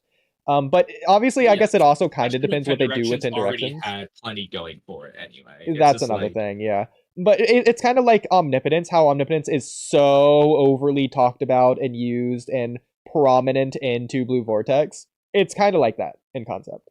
Yeah, adding an extra line of dialogue Omnipotence that could have been used to build Team Himawari's bond. I'm picking Team Himawari's bond. We don't need more Omnipotence dialogue. Yeah. But at the very least, that is just a thing going for 10 directions. Even if you want to say it's not worth it, it's not necessary, it's at least it is just another thing there for it. That's fair. And like I said, I know technically I'm curious what you think they could do specifically to make it not inherently worse. I think that it wasn't inherently worse, but now I feel like it's too late. But that could be because I'm not thinking of something. I think it's some things that you would have had to have already done, but I'm curious what you had in mind. So for this scene, for Boruto to use 10 directions without making Kawaki's character worse? In ways that it's not too late to stop it now. What do you mean? Well, you said that it's still not too late. And I'm saying if they were gonna do it in a way that doesn't make Kawaki's character worse, there's things I would have already have done. But you're saying they could still do stuff, so I'm curious what you have in mind. Oh, I meant like in the future rather than with this scene. That's what I'm saying. In the future, what do you have in mind? Because Well- the things I had in mind would have needed to have happened realistically before the Amado conversation that already happened. Well, I'm saying we don't know what they're gonna do. They could do anything. I'm not referencing calling back to the scene per se. I'm just saying in general. Okay. I know they could do anything. But I'm saying, is there anything in particular they could do that you're thinking of? Not that would anything in make particular this I'm better? thinking of. I could come up with something on the fly if you'd like me to, but Okay, you didn't have anything in mind. Okay. Because I was thinking, like, yeah, I could probably come up with something, but I don't have anything. yeah, Whereas I exactly. did have something that they could have done if it already I don't have happened, anything which- in particular in mind. It's just the idea itself is in mind, if that counts. Okay, sure. I can't see my phone right now because I got dirty hands. So, in the meantime, you have anything to say before we get to my message? Well, I could just read this message here that you wrote, which is like kind of That the start of also it. works. So, Okay, okay, let's read the message first before I say what I think they could have done. Max, Okay. stop it, buddy. Get out. No, stop. so I guess I'll read it since you're busy. So. Yes. Yeah. So whether the character does or doesn't have agency isn't the issue. It's how it's done, like most things in writing. And then you list an example of how it being done wrong. In this case, you're using the Amado Kawaki thing. So you space specifically, as an example, I don't really like Boruto telling Kawaki that in the future, you're going to ask Amado to power you up, in favor of Kawaki just doing it on his own. And Boruto can know all along in this case, because it's just taking away from Kawaki's decision to ask Amado for a power-up. Kawaki's feelings are sort of thrown out the window here, and instead, it's just Boruto said I was gonna do it. So there's that. What else did I write? Okay, so I think I just got hypothetically, yeah, I'll keep going. Hypothetically, Boruto could have known Kawaki likely does do this in the future, and could even try to steer Kawaki in that direction. Similar to Amado trying to make Kawaki want the Karma Seal back, but that's very different from Boruto straight up saying, yeah, you do this in the future, so just do it now. Amado manipulating Kawaki in the Code Arc did not take away from Boruto's decision or wish for Karma back Did I say later in the Boruto? Code Arc, I for meant example. Kawaki in that case. Sorry, what? You said Boruto's decision to put Karma back. Did I write that? Because I definitely meant Kawaki in that case. Was that towards the beginning or towards the end? Just like Or a second ago. I was saying Amado's manipulation did not take away from Kawaki. Let me just You wrote Kawaki's decision or wish. Okay, you said Boruto, so that you just. If I did, my bad. Okay. Anyway. Yeah, It's how it continue, was 'cause I done lost that the I didn't message. like with Kawaki's power up and two blue vortex. For more examples, Kawaki literally no agency. Okay, that yeah, we already got that. So yeah, this is the example in question here. Okay. So do you want to continue or should I say something? You guys say something. I'm still trying to find the message. I mean, I guess you finished it anyway, but in case I want to look back at it. Okay. Okay, I found it. Yeah. Okay. Well. Yeah, I mean, yeah, just go ahead and say something. So the first thing I want to say is that we've already talked about this. I don't think this is a Kawaki inherent issue. This is just our issue with 10 Directions itself, and how we talked about whether or not Boruto's power was earned and why or why it wasn't.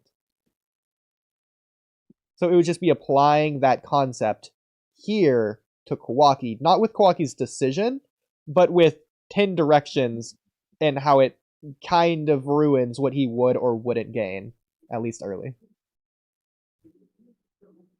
I mean, yeah, I mean, it does boil down to 10 directions, but in this context, it's that Directions is almost like taking away from the character decisions. It's not that it is taking because Kawaki's still deciding to go to Amado, blah blah blah, but like it becomes less of a Kawaki. It's not about Kawaki lust for power anymore. It's just that he's following instructions, essentially, is what it becomes. Even though it's not technically doing that, it is doing that. It's less about Kawaki's, feelings of weakness and more about, oh, so this is what Boruto said to do. He's not going to Amado because Amado's his last resort, and it's like reluctantly going to Amado for power again. It's because, oh, well, Boruto said this is the way to do it, so I'm going this way. You know what I mean? So That's the thing. I completely agree with everything you're saying there.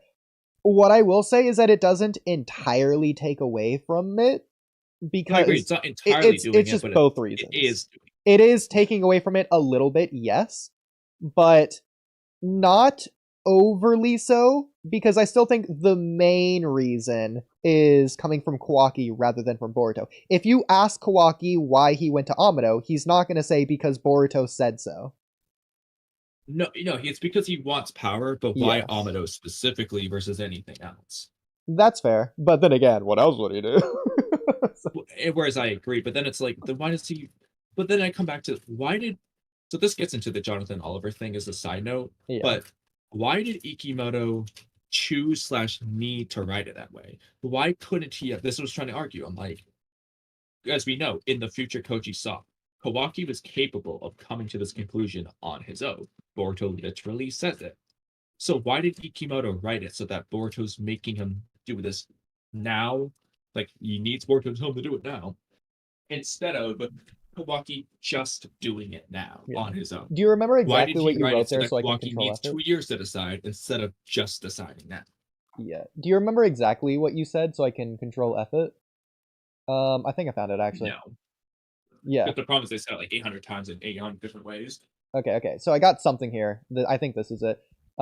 So you say Koji foresaw a vision where Kawaki asks for power without Boruto or anyone else telling him to do so. That happened in one of Koji's visions. Boruto simply told Kawaki about it so that Kawaki would do it sooner. We don't know exactly when Kawaki did it in Koji's vision. What I'm saying is that Ikimoto could have simply written it so that Kawaki asked Amado for power, just like Koji's vision in Chapter 18, without Boruto having told him. In the current story, Kawaki might have asked in Chapter 30, for example. But I'm saying that Ikimoto could have simply written that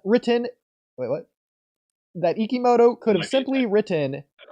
But what I'm saying that Ikimoto could have simply written is so that Kawaki asks in Chapter 18 without Boruto telling him to do so. Kawaki already did it on his own in Koji's vision, so there should be no problem with him doing it on his own in the actual story. This actually works even better for Amado manipulating Kawaki, because in this case, Kawaki doesn't even know that Amado limited him.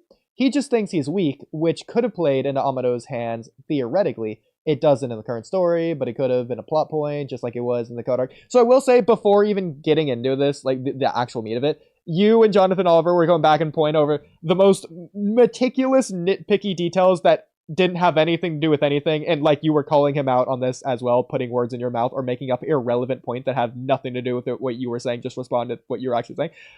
So for example, he was arguing like, oh, well, we don't know when Kawaki would have asked. Maybe it wouldn't have been Chapter 30. Maybe it would have been Chapter 22. That's not the point, which is really stupid. But then another thing that you guys were arguing that didn't matter at all. Where was it? There's a lot of those. I know, there was a lot of them, yeah. I think why Kawaki was going to him. We don't know why Kawaki went to him in the original timeline. Like, oh, you can't just say it was for power. I was so confused by some of this stuff. I was like, it's like, what do you mean? Like, we do know why. It's because he was weak. Yeah. Like, I think the best way you summarized it is Kawaki in the original timeline went there without anyone telling him. And so he would have had to have done that on his own. because of something he realized on his own. I think what Jonathan Oliver might have been getting at there is that we don't know if Kawaki realized it on his own in the original timeline, and hypothetically, if someone else said something about we do it. know. According to Boruto, he came to that conclusion on his own. It's literally what he says. Yeah, you got me there. So- Okay. Yeah, never mind. Okay, now then he's just dumb. It's like, I was like, bro, like, Boruto's telling us. Yeah.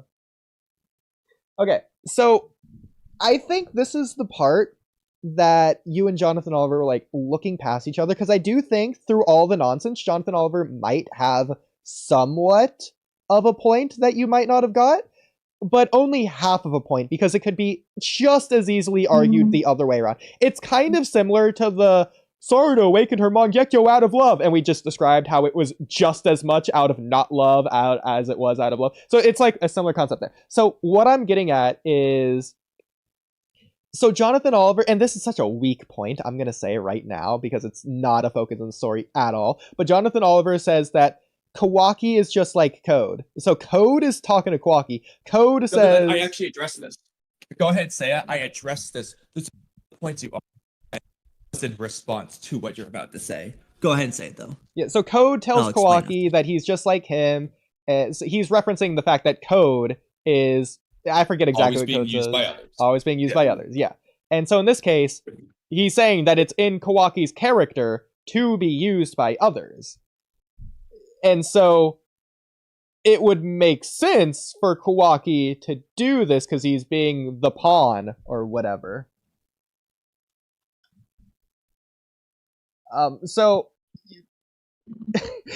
my issue, and he was arguing the pawn from Amado's perspective, but then you could argue that he's being Boruto's pawn, but then you could argue he's breaking free from I addressed both of those points. Yeah. So real quick. Okay, no, okay, it doesn't matter. So the Boruto's pawn thing. What he said at one point, like Amado can lie or whatever. I said, okay, Amado can still do that regardless if Boruto tells him about the limiters. And second, Boruto could also lie to Kawaki for whatever reason. And then he's like, do you think Boruto's a liar? I was like, so I gave the yeah, example that was one of the Boruto nonsense things. Kawaki. Don't even need to go there. Don't even need to address that. But then also, so earlier, if you scroll up for a second, so he's like, Kawaki's the pawn, blah, blah, blah. I don't know how much you have to scroll for. Okay, yeah, here we go. Scroll down. Okay, this actually works even better for Amado. So that's what I'm addressing, is because he says the pawn thing more than once. Yeah. My point was, if you're going to get into the fact that Kawaki's a pawn getting used by others, wouldn't that be more fitting if Amado's manipulating Kawaki and Kawaki doesn't know about the limiters in this case? His being more of a pawn? Yeah, but you could argue he's being a pawn here just as easily as you can argue he's breaking free from being a pawn by trying to put fate in his own hands and doing what he wants or blah, blah, blah. Well, exactly. And then you could say, oh, so it sounded like he's saying, well, he is doing that because Boruto told him. I was like, Boruto doesn't need to tell him anything for him to do that. He can not know about the limiters, yet still be taking things into his own hands by saying, Amado, you are powering me up no matter what you say. Amado he can tell him in the conversation, well, Kawaki, the truth is, I limited you to enhance your defenses instead. That's why you're weak. And Kawaki can still say, okay, that's great. I'm telling you to power me up then. Like, he can have the same conversation without Boruto telling him. That's the real point. Boruto telling him it, I said this a billion times, doesn't actually matter. Kawaki going into the conversation knowing about the limiters doesn't matter. Amado can tell him. It doesn't matter. He can never know. It doesn't make any difference. All it's doing is taking away from Kawaki's decision in favor of 10 directions / Boruto, which we don't need. That's the point I'm getting at. Yeah.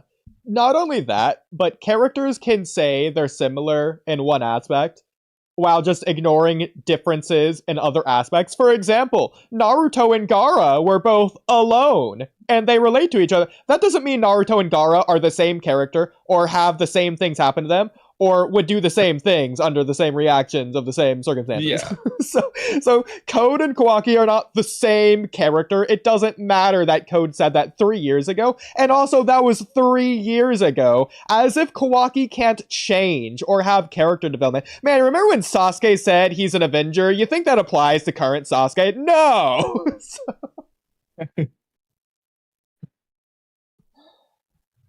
Like, if anything, I feel like the point is that Code is going to continue being a pawn, whereas Kawaki's going to break free from that, and that's why Kawaki's going to... Or at least he's going to try/think he is. Yeah, and that's Maybe where he he's won't going to actually, overcome Code or something there. But also, as if that's consistent anyways, as if you can't argue Code is just as much making other people his pawns, or Code's being the leader or breaking free from being a pawn. Like, when he took Bug with him, who's he being a pawn of when he decided to do that? Yeah. Or when he decided to split up the Tin Tails. Oh, is he being the Tin Tails' pawn there? No. It's almost like they're arguing. Matsuru's making it seem that way when she's born, but Yeah, the pawn of what? Fate? I don't think that counts. Everyone's a pawn of fate. God. So yeah, you can argue it just as easily that Code is and isn't a pawn, just as easily as you can argue that Kawaki is and isn't a pawn. So I don't think that point really holds weight anyways. But I do think that is what he's trying to say of why this would be a good thing for the story, is so that Kawaki can be a pawn. He needs to be told something in order to follow the orders in the first place. Therefore, it's a good thing that Boruto told him. He's a pawn to Boruto, which he's arguing he's not. He doesn't seem to agree with that statement. Wait, what? Can you say that again? If he's being told to do something and following orders, that would be Boruto's orders, which he doesn't seem to think he's Boruto's pawn. It's not about what Kawaki thinks. It's about Kawaki being... No. Jonathan Oliver doesn't seem to think Kawaki is Boruto's pawn. He's not arguing Kawaki's Boruto's pawn. I disagree, because he's saying Kawaki's a pawn that gets used by other. He never specifies Boruto's pawn. He was vehemently disagreeing with the concept of Boruto lying and misleading Kawaki and whatnot. Okay. He does not think... But then down here, he's also specifying that leads for Kawaki for the need of more power. It's for the Shinju, ? For Code, for Boruto. Boruto is running against time and said that right now Kawaki's a pawn. No, it's Jonathan Oliver. You have to be very careful. Kawaki as a pawn is not connected to Boruto. You have to be careful with Jonathan Oliver's messages, because in most people's messages, those would be connected. They're not. Jonathan Oliver just says random things back to back. You have to be very careful when you read his messages. And you know this.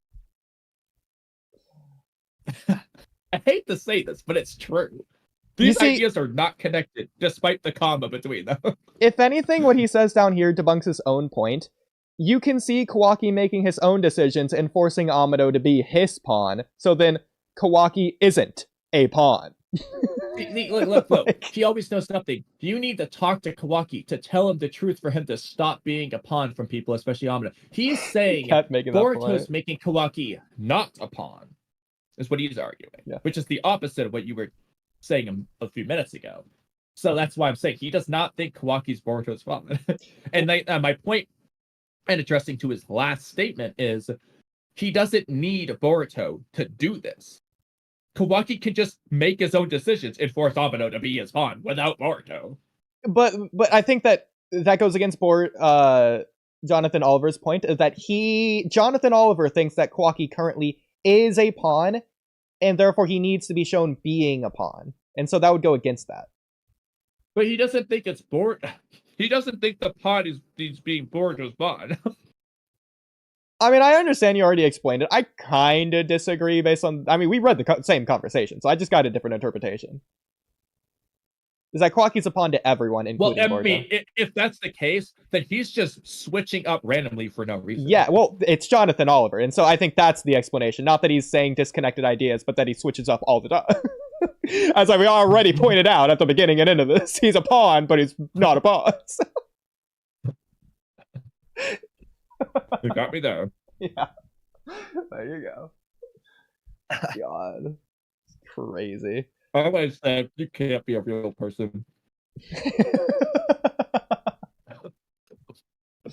Yeah. You were saying something a second ago that I wanted to address. What was it? Not that you would know, but if you could repeat things that you were saying.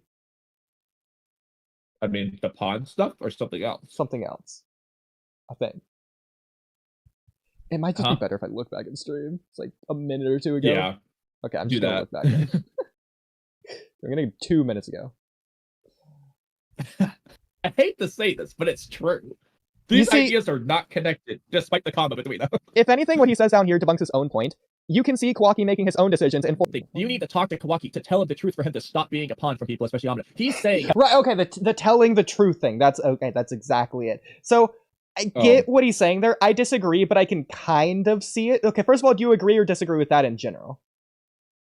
I mean, I understand why he's saying, like, it's essentially like Kawaki needs someone to tell. But the problem is, I don't think this is the right context. In this case, I don't think this makes any difference in this context. But I can understand the concept. Yeah, well, because it's weird because he's saying that, but then he's also saying Boruto's manipulating him. So is he saying Boruto's telling him the truth or manipulating him? It's both that he's saying.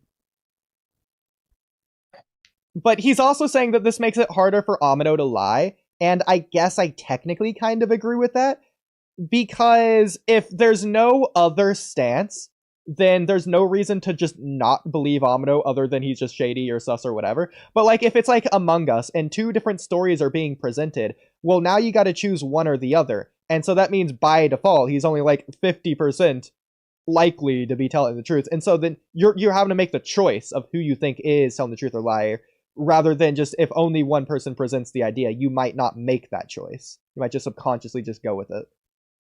I mean, yeah, but the problem is when he mentions Akabi and like Amino's plans and stuff, and then I remember when I mentioned him, he was like, "Why are you mentioning Akabi when we're talking about Kawaki?" I was like, "You mentioned her first." Yeah, but so his point about the lying though, he mentions like Amino's like secret plans and whatnot, and I was like, okay. Boruto told him nothing about Akabi or Amino's plan. Like, he doesn't talk about it, so Amino can easily lie about all of that stuff. Exactly, but then Boruto might be lying. I don't know. Yeah, and I was like, whether, and then he's like, it doesn't matter whether. Yeah, Amino can lie to Kawaki. Exactly. Did is the thing you don't understand. Amino can lie to Kawaki. It's like, what do you mean? I'm like, yeah. I'm like, he can do that anyway. Boruto can lie to Kawaki too. Amino can lie to Kawaki. What's your boy? Anyone can lie. Yeah. The fact that Boruto is the one who told that to Kawaki, this is forcing Amino that he can no longer lie to Kawaki. Yeah, that's just not true. So. It's like, yes, he can. He probably already did. Yeah. Like again, the point is Among Us. Just because someone says something doesn't mean the other person can't give their other side of it. If there's an imposter and then the innocent person, they're going to have conflicting stories. The imposter isn't going to be like, oh yeah, the innocent person already said his truth. You got me. All right, I'm just not even going to bother. Bro, it's not Red Death, no, that's for sure. Yeah, but this is also why if two people that are lying team up, like if two imposters go together to cover their own tracks and they're like lying on the same lie, that's such a powerful thing. It's like hypothetically, if Amino and Boruto were both lying but saying the same lie, it's way more likely to be believed than if just Amino was saying that lie. Yeah. But I don't think that's something that's happening here. So. Yeah, but he is saying constantly that Kawaki is a pawn at the very least. So I do think that's sort of the idea. Why will Boruto lie to Kawaki? Boruto's not a liar, what? Oh, by the way, I don't remember exactly what the typo was, but I love when he misspelled Otsutsuki, and then you went along with that. He misspelled it the exact same way, just a real... I want to see what you're talking about. The problem is, I don't know how to search for it, because it's like, it's just Otsutsuki but misspelled, but I don't remember There's something, I remember I quoted something that he said, but... It's easy writing. It's easier. Who Not thinks that. he's just dumb? Bro, I was losing my mind. This was funny. Hey, yeah, it's so ridiculous. I can't believe he said this. I think Oodie's dumb too. Kamui is a lack of comprehension. Like, hey, what do you mean? Why does Kamui get away with just lack of comprehension? Why am I the dumb one? I cried when I saw that. I'm glad that you came to the same conclusion I did there. I like comprehension, but but you're just you're dumb. just dumb. Just randomly throwing so much shade at you Why out did of he nowhere. say that? Oh my Bro, it hates you. Like, I annoy him, he hates you. Oh no, bro. It's insane. So it's all the same thing being said here. Yeah, his lie stuff was probably the most outrageous part of the conversation. Yeah, this was all the lying stuff. I still can't believe he said the lying thing. The Akabi thing was weird because I'm sure he's referencing the fact that, like, Boruto could have got more information from Koji about Akabi or whatever. But, like, he's saying it as if Boruto just wasn't in the room like everyone else and has the exact same information about Akabi as everyone else based on what we know so far. Yeah, I mean, like, Boruto could know more about that, but my point was, like, okay, Boruto didn't mention Akabi, so, like, he's not helping Kawaki learn more about it. Yeah, like Jonathan Oliver right here is really confusing. Like, how you know Boruto doesn't know about Akabi? Well, no, he does know about Akabi. We've seen him know about Akabi in part 1. So, of course he knows. And I also about wasn't claiming whether Boruto does or doesn't know anything about her. I'm just saying he didn't tell Kawaki anything new. So whether he knows or not, he's not telling Kawaki about it. So that doesn't help Kawaki learn more about it. So Amino can lie about Akabi all he wants. I love how Boruto did not help Kawaki in that regard. I love how you got more and more progressively done with the conversations and went on. You just got fed up. Like, bro, that's not even close to what I effing said, LOL. And then, like, bro, Jonathan Oliver kept doing this with the laugh emoji on some of this stuff. I was like, why did you react? Oh, yeah, wait. Why do you ask about Akabi? We talk about Kawaki and you were mentioning Akabi? You funny. Oh, this is where I quoted first. Wait, hold on. Wait, scroll down slightly. Oh, down. Okay. Right here, the first message. Oh, keep going. Your message. Oh, wait, keep going. Where did I say? Yeah, let's come back to this. Jonathan, we talk about Kawaki and you are mentioning Akabi? You funny. I quote him. I was like, why did you mention Akabi when we were talking about Kawaki? Akabi is for Amino? Amino can lie to Kawaki each time just for his own purpose. Own purpose. And then he like, some of this can't be language barrier because he gets it right and then he gets it wrong.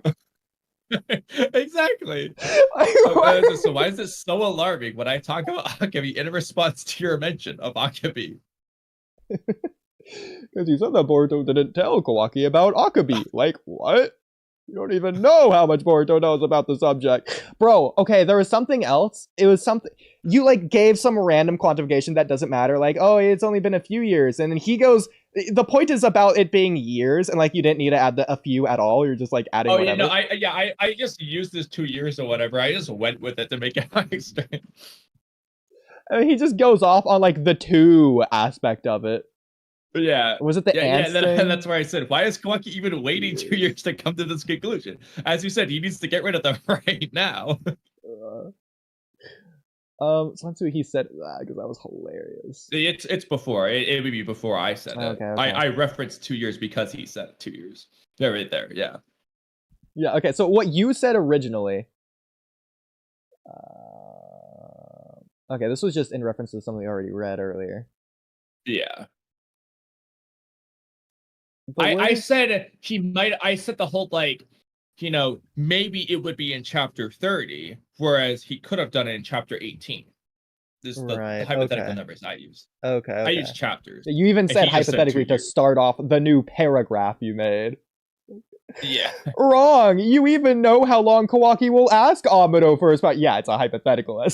Bro, I don't understand how he can go down.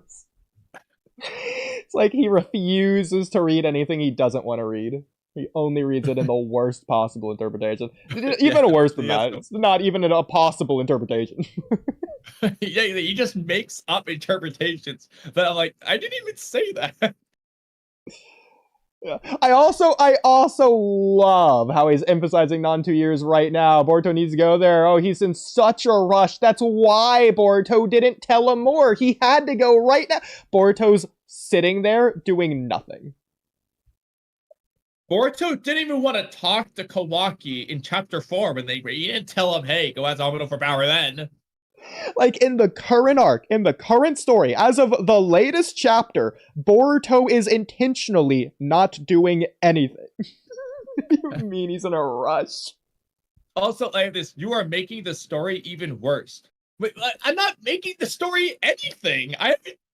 Sometimes he'll just, or like, he does this in some chapter reviews where he's like, you're adding details that make the story worse. I'm like, Jonathan, I didn't add any details in this review. In fact, I only made cuts. So it's like, so I think I'm not adding these things that you're saying. Just this is giving him more benefit of the doubt than even possible.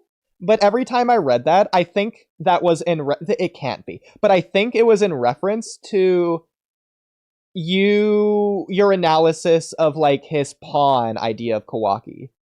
Because you're removing Kawaki's pawnness. And Kawaki's a pawn. No, because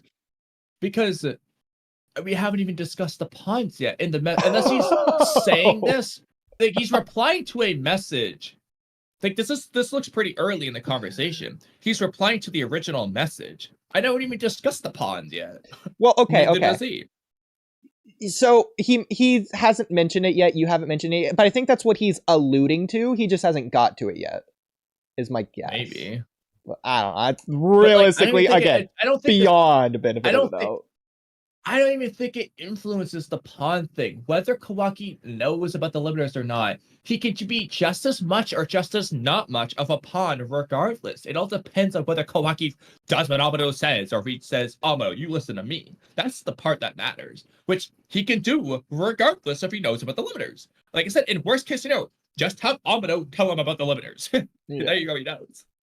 So, by the way, on the Boruto in a rush thing, so it isn't even just after the conversation, which is realistically what he's referencing anyway. It's why he had to end the conversation early, because he's in such a rush. He has to go right now to stop the Shinju. It's such an urgent No, he's going to go right now, just sit next to Koji.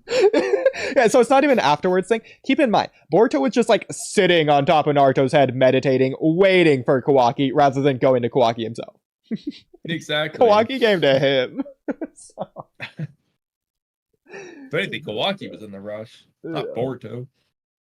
So, this isn't something that you two talked about this, but this is something that I was thinking of during reading your conversation.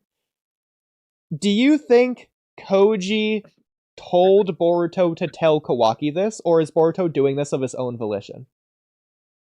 Well, that was the question I was wondering from the beginning. Did Koji tell him to do that or not? Because Koji wants Boruto to minimize the stuff that he tells. Exactly. And because he made him. I can see an argument for both, because on one hand, Koji might have said, tell him this because we need his help. But on the other hand, it feels like Koji wants Kawaki to die. This is not helping that at all. And it's the opposite. Boruto like seemingly knows that. Here. But like the thing is, Koji should know about Boruto doing this. He should foresee that possibility. But like he'd have to just think, oh, it's unlikely. Or maybe he even told Boruto, don't tell him, and he just does anyway. Exactly. Or something. Yeah. Because it feels like this should be Boruto going rogue. Well, and this should be like going again, ruining Koji's plan, essentially. Because hypothetically, Kawaki, I'm just going to make up a hypothetical that could happen. Kawaki powers up, thinks he can take on Jura now, pisses off Jura, and it does something bad that Koji didn't want to happen. And it could be because Boruto told him and blah, blah, blah. Especially with the addition of everything new that we've learned about 10 Directions, such as the Singularity of Fate. I do think the choices or the 10 Directions is just limited to people's thought processes. So, like, for example, the conversation of Delta arriving and her talking about, like, purple elephants falling out of the sky, that's not a possible future. Because Delta never would have thought that. So I do think it is limited based on that. So not that Koji can see infinite things, but he can see every possibility that is possible. Yeah, like actually possible. I mean, like there's probably some outrageous stuff that could happen as long as it's like somewhat realistic, but he's probably not going to see like Shibai pooping on Boruto's head or something. That's just like that's not gonna happen. Exactly, yeah. So personally, I would have much preferred it. Well, not preferred, but I do prefer, not much preferred, because it hasn't happened yet. But I really want it to be the case that, since, especially with the recent developments of Boruto not really trusting Koji anyways, which I thought was always the case, but you and Mello apparently just, Boruto is so trusting of Koji. Anyways, not the point. Because of especially the recent developments that confirm it for you guys. About it, though. Yeah, well, regardless. Because of the recent developments of Boruto and Koji's little scuffle 2 chapters ago, I do want this to be Boruto taking his own action against Koji here, doing his own thing, telling Kawaki this even against Koji's orders. Because he wants, like he said, he's not going to kill Kawaki. He just wants to beat Kawaki up and be brothers with him. They're going to live together again and all that. So he's wanting this for Kawaki. That being said, I think this still is important outside of just making 10 Directions better or cooler or whatever, because this is Boruto, I guess, with Koji's information. So in a sense, this is from Koji, but like this is Boruto's decision, regardless of Kawaki's decision. This is Boruto's decision to make Kawaki a singularity of fate, but like kind of not really, because I don't think Kawaki considered the fact that Boruto knows this in the future. Kawaki was more interested with the limiters. So like I don't even think like if Kawaki was going to ask Boruto anything, it's how did you know I have limiters, not how did you know this from the future. Exactly. Like because like Boruto just says it and Kawaki just kind of goes along with it without really thinking. I do want to say something real quick because you're going in this direction. Completely. So obviously, this entirely depends on whether Boruto's doing this behind Koji's back. You both agree that would be better. So let's just assume that for a moment. I do agree. That is an important thing Boruto's doing, which would give value to this conversation. However, I also think that Boruto could essentially do this without saying, in the future, you will do this. He could simply not tell Kawaki what to do, but lead Kawaki in that direction. He can just say, Kawaki, you need to get stronger fast and leave, basically. Yeah. And then Kawaki comes to his own decision of how he will get there. Boruto can know what he's going to do. That's fine. The point is, Kawaki should be the one to say, I'm going to Amado. You know, blah, blah, blah. And so Boruto could steer him in that direction against Koji's will, while also letting Kawaki make the decision on his own. It doesn't, again, it's not really Kawaki making the decision. It's Boruto making the decision, really. 100% agree. Yeah. That's it's a small rewrite, but it's such a big effect in my opinion that that's just an Ikimotoism in my opinion. The fact it's written that way. Yeah, and it's something that Jonathan Oliver will never understand. but Kamui, Jonathan Oliver understands Kawaki's character. Yeah, we don't understand the story of Naruto, Boruto, Kawaki, any of it. We lack college level philosophy. Yeah, and specifically Kamui, if you remember, if you're able to look at my screen. Yeah, I am. Yeah. Remember when we didn't read Boruto? Yeah, exactly. Yeah, we just haven't done it. Yeah, as if half the chapters aren't public on the channel. See, you guys are focusing too much on reaction. It's Boruto TBV chapter 16 blind. Our eyes were closed the whole chapter. We were blind when we read it. Maybe, again, benefit of the doubt, beyond benefit of the doubt, maybe they just didn't pop up in his algorithm, but everything else Even though did. he commented on all the videos, probably. Yeah, exactly. In the streams. Oh my god, yeah. No, but it's not like as if Boruto hasn't already influenced others anyways, like telling Sarda don't die. Like, I'm sure that was a 10 Directions thing that's not making her a singularity fate. Just stuff like that. But also, actually, that's interesting. Let's go with that hypothetical. In what scenario did Sarada die there? Because she wasn't facing Coach, she was only facing Clawgrime, so we know if Soegi didn't jump in the way and Sarada was bitch, he doesn't die. So I'm interested. The what problem is Boruto saying that didn't influence Soegi. Wasn't even there. So, like, I don't want to say it's a drop plot point. It feels like I think that there's gonna be a scene where, like, it could have been the Hidari fight. It might be something later. Yeah, I think, like, the scene either does or will exist where Boruto saying that either made a difference or it doesn't make a difference, but, like, whatever happens anyway. Like, I think that moment does or will exist. The problem is, why is he saying it then when it doesn't feel like that moment was the code invasion? Especially since he talks to them again afterwards anyways. Like before the Hidari fight or anything else, and that happens next. So. And then and there's that other weird line of I'm gonna say Sasuke, blah blah blah, as well as ... Who is he referring to? Is he referring to Sarada? Is he referring to Naruto and Hinata? Is he referring to Kawaki? We've discussed different possibilities. Who is he referring to?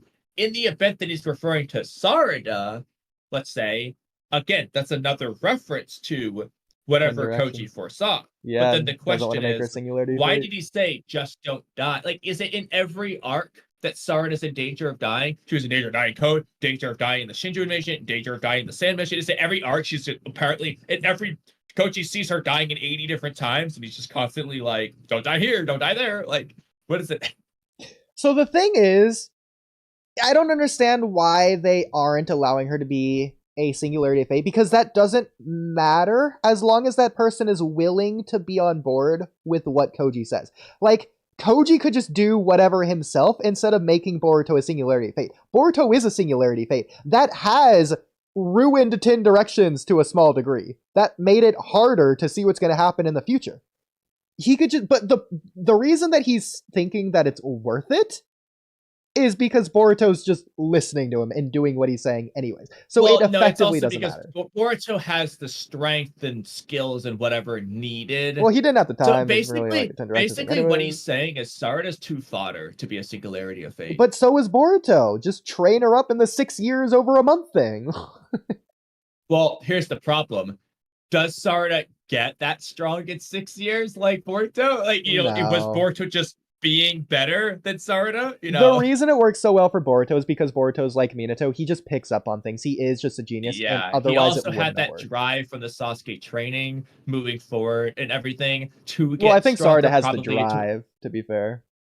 Yeah, but Boruto's drive is probably better, and like you said, he's like Minato. He picks things up better. Not that Sarada's stupid, but like Boruto does pick things up better. Yeah, I mean, realistically, of all the people, Boruto is the one this was going to work the best for.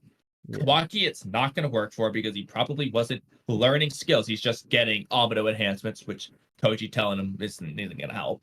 Mitsuki, in theory, could work, but he's also got like that. The thing with Mitsuki is it's like he was just started off with all these skills, and then they haven't developed them further, especially in the manga. It's just we don't even understand his sage mode in the manga, by the way. We still don't know like if it hurts him or not. Like, so Mitsuki and Shikamaru are sort of wild cards because whereas they can be singularities of fate, in fact, Shikamaru practically is one by this point. They're also under the effect of omnipotence, and whereas yes, they're fighting against it and have shown to be able to actually do that, they could still switch up at any moment.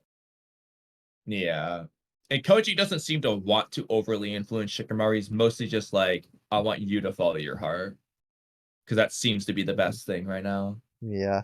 So, especially, I feel like, first of all, like, I feel like Naruto would be one of the worst people to have the singularity of fate, just because I don't think it would work on him, realistically. It would increase his speed 0.1% speed. Like, Naruto got so lucky with Shadow Clones. I'm gonna just throw that out there. Like, that was really his cheat code, but whatever. Well, I mean, yeah, the only way it would help is if Koji just told him, hey, in the future, you and Kakashi come up with this idea. So back in the Search for Tsunade arc, he's doing the Shadow Clone training to learn the Rasengan instead of 1 week in 1 day. You know, like... To be fair, I feel like Naruto, even then, only learned it so quickly because of his development up to that point. Like, I don't think he would have learned it nearly as quickly if he was told that in the part 1 at anywhere. I mean, I still think the Shadow Clone training would help. But, I mean, I don't see why it sure would help. No, I'm saying it would help, but I don't think he would learn it nearly as quickly as what I'm saying. Nearly as quickly as the Rasen Shuriken, or nearly as quickly as he does without? I'm confused. Yeah, so okay. If he started training the Rasen Shuriken in part 1 and they just figured out the same thing. Oh, that's okay. No, I was referring to him using the Shadow Clone training to learn the regular Rasengan faster. No. No, that's not what I was thinking. Okay, now I understand. That's fine. Yeah, obviously, yeah, in part 1, he's still gonna learn the Rasen Shuriken slower than part 2 him doing it, but I'm saying, like, with the same information. I'm just saying, like, Naruto's body in part 1 wouldn't be able to do what exactly. He doesn't have as much chakra. He's just going to be less skilled. He hasn't done the Jiraiya time skip training to just be better at chakra and stuff. Yeah. Like, he's not going to learn it as good as Shippuden. And technically, if you want to count external environmental advantages, Sakura only had the food pills in Shippuden. So. Yeah, depending on how much that helped, but there's also no Yamato around. I mean, Yamato so he wouldn't be allowed to do that training. He's doing Anbu things at this time, so that's well. Then again, actually, maybe that wouldn't have necessarily been a thing, considering the seal was a little bit tighter 2 years ago. True, Jiraiya didn't loosen it yet. Yeah, like we see Naruto do multi-shadow clones and train with Jiraiya in part 1 to exhaust his chakra down to absolute 0, basically. So just to make it come out, yeah. That's fair. Crazy. But either way, yeah, I mean, that's really the only thing that Koji could tell him about is Shadow Clone training. Because some of the other stuff is just six-pack sage mode, create understanding of all things chakra nonsense that makes them better at jutsu. Okay, that's not... tell him now all you want. It's not going to help him. Yeah. And beyond that, like, what does he learn? Everything else is just befriending the tail bees. Like, yeah, okay, try to befriend Kurama sooner. The problem is... that might work on Naruto's end, and it might help things speed up a little bit. But Kurama's also going to hear that, and I don't know how that's going to influence Kurama. Kurama might be petty and be like, oh, that's it. I'm not going to be your friend. So he's still going to have to witness Naruto being nice to the tail beast and the Warwick and stuff. So I don't know how that's going to happen. That's fair. I was just thinking about it. Okay, so hypothetically, let's just say, I don't even know if this is possible, but you push a clone to their absolute limit to where you just let it continue going out of control to the point that it gets to the 9th tail. Does a Kurama shadow clone come out of Naruto? Well, my question is, can it even get to the 9th tail, or does it tap out at either the version 1 cloak or version 2 cloak? Like, can it progress past a certain point? Because there wouldn't be enough. I mean, we never see it get past. Obviously, Yamato stops it early, but you never see it get past the version 1 clone. But is it, because theoretically, you gotta, let's just say there's 9 clones to make it simple. Could they get to like a version 2, a 1-tail cloak, or maybe I guess the 4 tails because it's Naruto? Like, is that their tap out point? Like, I feel like they shouldn't be able to get to the 9 tails because that's all of Kurama, which isn't in all of the clones because they're split up. I mean, we see when the original body goes 9 tails mode, then the normal clones poof away, but that makes sense and is consistent with the rest of the series. This would be the opposite of that, and you can't really use that for this.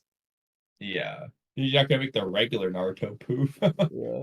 I mean, I kind of like the idea that since the 9 tails would be extracted, the clone would die and poof away, therefore Kurama would just poof away. But would it, though? Like, hypothetically, or would that Shadow Clone Kurama still stay in existence since it's a technically different entity? I don't know. I think it would just poof, because I feel like the problem is Kurama being Shadow Clonified, or is this chakra just being split and carried over to the Shadow Clone? But that doesn't make sense, because the seal is on Naruto. Like, Naruto can't just copy the seal over. Like he's not making Minato's genius, infamous tetragram seal 1,000 times every time he does a clone.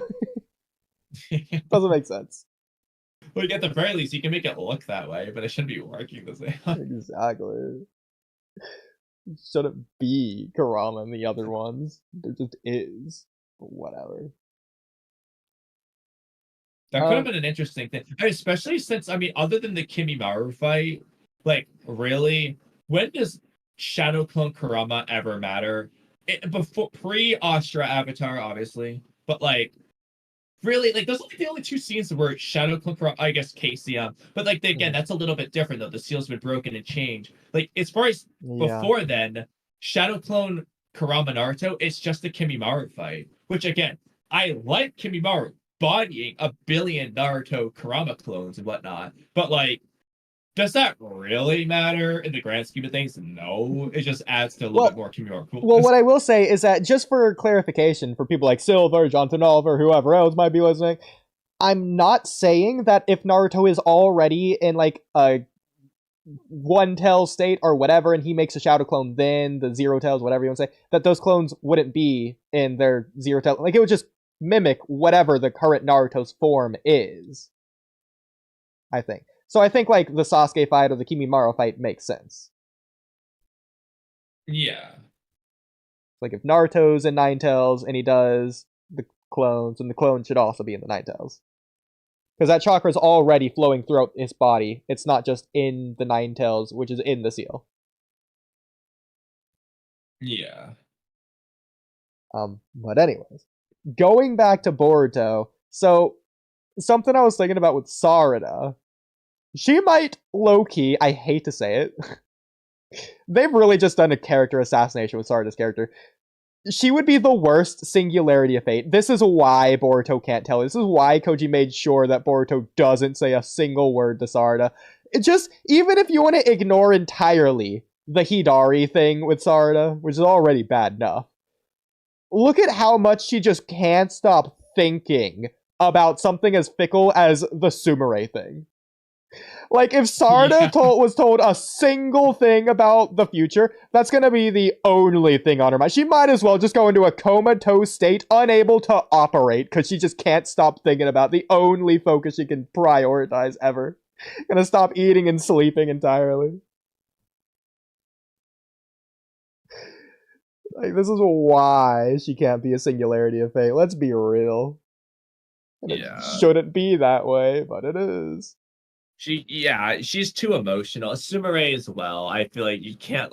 I mean, Sumire would do better, but then again, seeing how she reacted to Sarada hugging Boruto, unless that's purely Ada influence, I want it to she shouldn't be one either. Yeah, Sumire is a little bit more quiet, a little bit more soft-spoken, especially with Amado. She is like doing more of the side eye, letting your enemy make their mistake rather than interrupting them, like that kind of thing. So I feel like she would be better.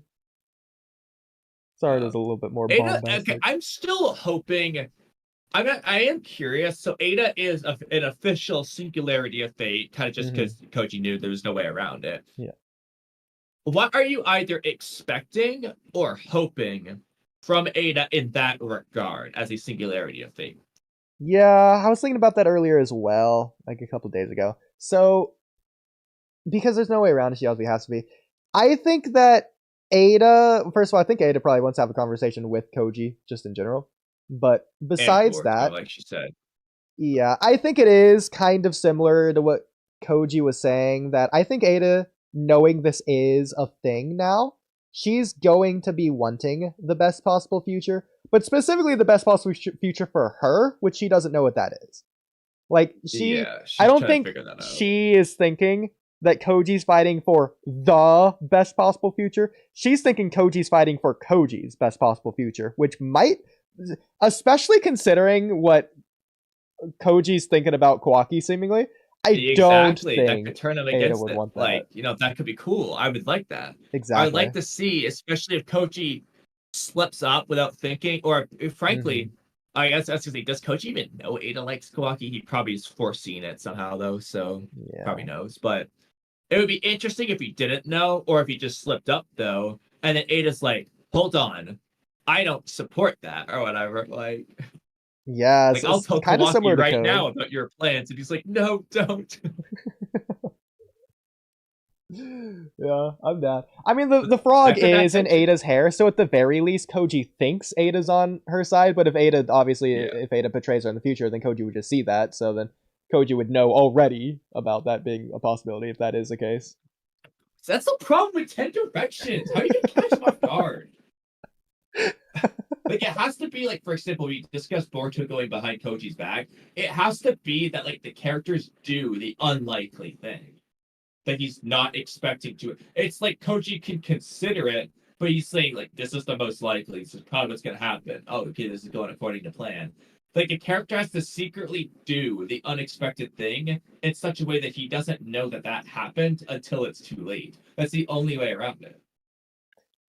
I think the only way around it is if he opens up a new path through a singularity of fate by telling them information, and they're able to do something that is only on the new path that he hasn't seen yet before he uses Sin Directions next, assuming it's not just a passive thing that's always on. Yeah, which we need to learn more about that aspect. Yeah. But that's what I would want if they were to do that in the story at the very least. Because I think currently the way they explained the singularity of fates is that Koji can see himself telling others information, but he can't see whatever new thing they'll do based on that information. Yeah, until after he's already told them. Yeah. Where he can then check again. Or Yeah. whatever it does. Which that's a little bit weird with Boruto's training, but I think that can still work there. Yeah. Well, I guess he doesn't know what's gonna happen because of Boruto's training until after he does it. It's just that he sees how strong Boruto is. It's like, yeah, I think this will be helpful. But then it's still kind of weird that he chose Boruto in the first place if he just doesn't know if Boruto is going to become stronger based on interactions based on that. I don't understand. Weird. Yeah. Well, the other thing is he knows Boruto's not strong enough for Jura. So, like, what does he have in mind for Jura? I want to know what he has in mind for Jura, especially since it does not feel like Damon is in the equation on anyone's mind. Like, he has Ada in mind. He hasn't even mentioned Damon once. But what do they do? I want to just freaking know what their plan for Damon is already. Because again, we both agree. Damon should not be struggling with Mamushi. He shouldn't be. But, like, if he's stomping Mamushi, what's next? Like, he's got to fight Jura then. And according to Koji, Jura cannot be defeated. So either Damon's weaker, and at which point, what's the point of Damon? Or Damon just doesn't care to help. At which point, what's the point of Damon? What is the point of Damon? I don't know what the point of Damon is. You are probably just going to explain this through Ikimoto bad, but you're not going to like this because everyone else isn't going to like... Well, you might like this because we've talked about this before anyways. I do think Damon should be much stronger than Jura anyways. Damon wants to fight strong people. Jura is actively in the village, passively. Like, just constantly there right now in the bookstore. He knows that. He doesn't care. Exactly. So that tells me Damon can't think Jura's all that strong. Because Damon's not going to care if Shikamaru tells him not to fight him. Exactly. And, like, we've already seen, for one, when Boruto's using Rasengan and Uzuhiko, he can freaking feel the earth vibrating. So his sensory ability is insane. And then when it comes to whatever it was with Himawari that he sensed, I know Himawari was close by when this happened, to be fair, whereas Jura's far away. But he immediately sensed it as soon as... But the problem is, he didn't notice it until Himawari got by. Was that because range, Himawari had to be close? Or is it because in that moment, the Kurama revived, or whatever it was? Like, what was it that went on there? Because we need to know that, too.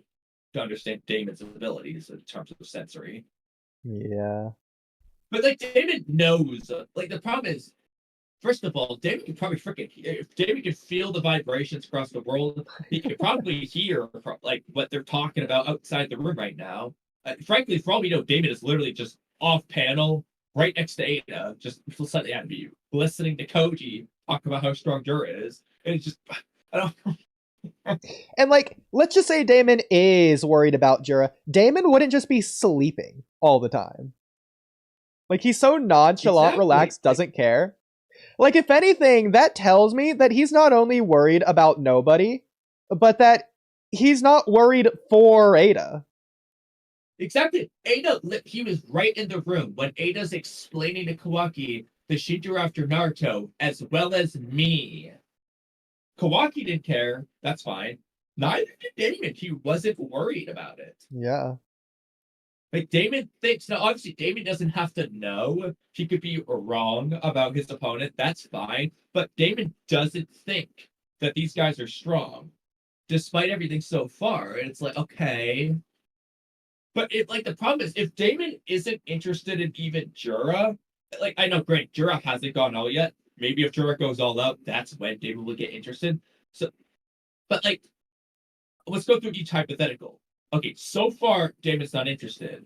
Again, what's the point of having Damon around? What is he gonna do? Why did we create him? Other than the freaking to make code go away in chapter 71.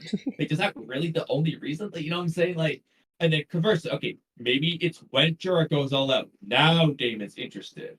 What then? Is Damon stronger? He's just gonna beat him up, okay? Is Damon just there to beat up Jura and be like, okay, you guys get a turn, and he's not gonna help no matter what? Like, what's the? Is it just for the me? Like, what's the point? See, I feel like if this was what they were going for, just the code thing in chapter 71 or whatever, they would have had Amado shut him down. The only problem with that, which is hilarious, you're gonna die laughing at this. I think if Amado tried to do it, Amado would shut down even if he doesn't have a command code on him, just because the reflective didn't.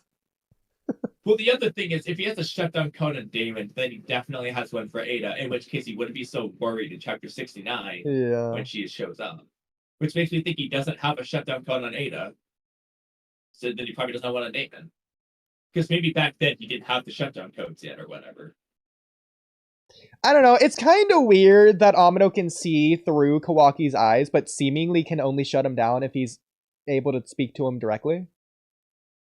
It's because the way his command codes work, you just have to have the Irish reckon. You have to see Kawaki is to like see Amado's eyes, or Kawaki or Amado has to see him or something. I know, but you you'd think he'd put like a speaker in his eye socket or something, just so he could like tell him from a distance. Yeah, I mean, as for why Amado chose to do it that way, well, okay, there's arguments for and against it, because if Amado did it the way you're describing, it makes it easier to shut Kawaki down. However, in theory, it would also make it easier for other people to do it, and he doesn't want that necessarily.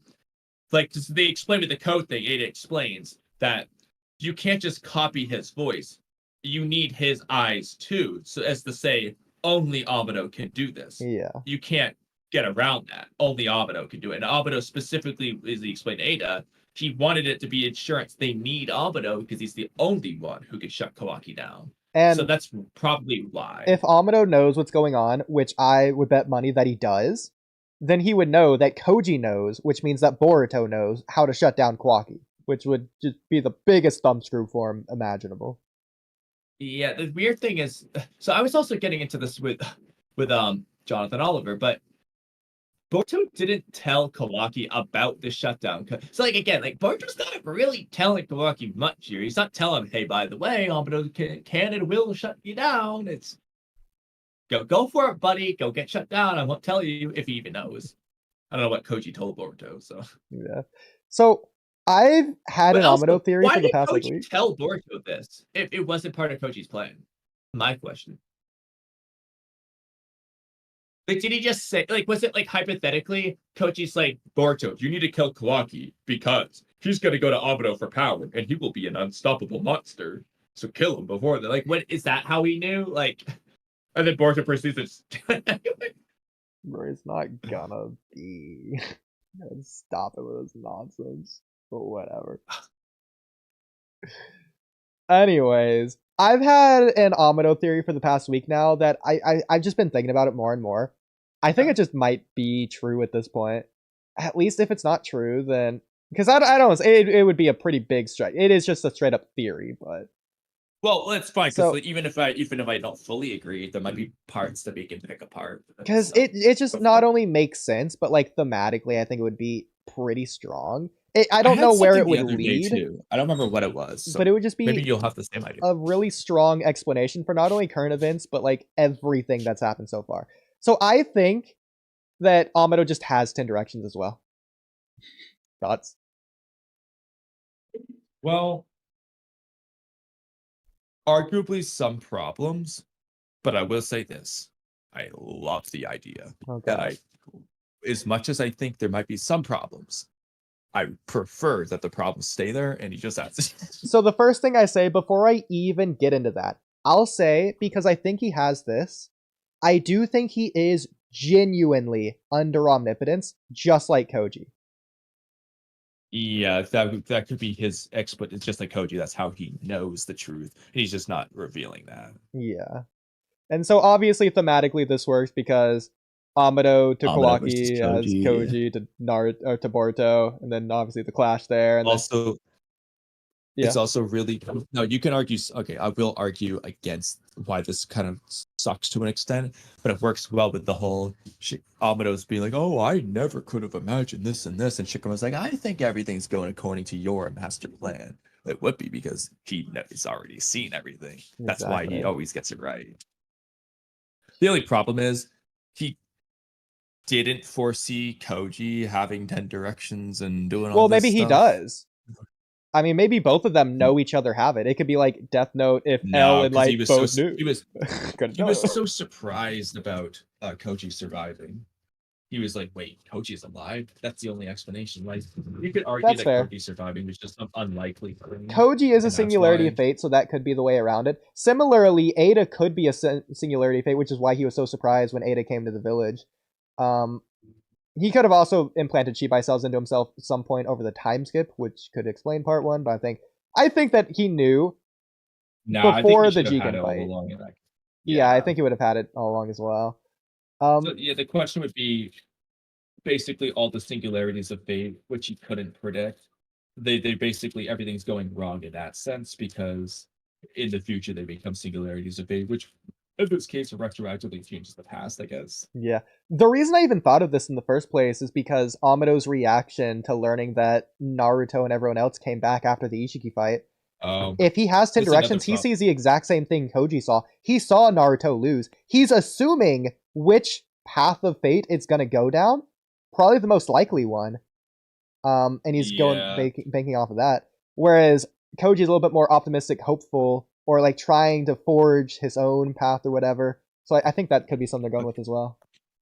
Like these ideas, I do have another problem though. There's a which lot of is problems, but yeah. Amado just didn't know. Like he has his own personal internal dialogue, surprise reaction to the Shinju's like, what is this guy? Like he would have foreseen it like Koji. Unless he has a different set of futures for some reason, and that'd be it's weird. not actually I based don't off like likelihood. that.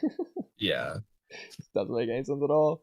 Exactly. Another Like, problem, since I can't even bother to explain that, not bother, but I don't have any explanation for that. Another problem, this isn't really a problem, but kind of maybe is the fact that why would he even bother watching through Kawaki's eyes since he has 10 directions? He just could do that through 10 directions anyways. He doesn't need technology there. But that could be like playing 5D chess of making Sumire think that he needs to do it this way. Yeah. I think a similar idea you could play around with is he doesn't have 10 directions, but something akin to Momoshiki's ability to where he can either only see one at a time someone's future that he's looking at, or conversely, he can only see his own future, and he's using that to guess things. Yeah. I think it'd be because kind Momoshiki couldn't see his own future, so Amado could be the opposite. He what happens to Amado. Ooh. That's why he's worried about Kawaki, because he can't foresee Kawaki's future. That's he cool. just knows whether or not. That could be interesting. Yeah, that could work. So like Amado's not worried about ever dying, because it's like, I know I'm fine. I know I get away from Ishiki just fine. The problem is, does Kawaki? Kind of thing. Okay, I like that.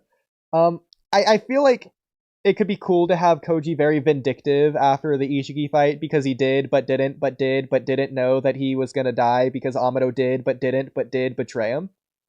And so he's the future he wants isn't the best possible future. It is Koji's best possible future, which ends in Amado's death or suffering or whatever payback that he's going for.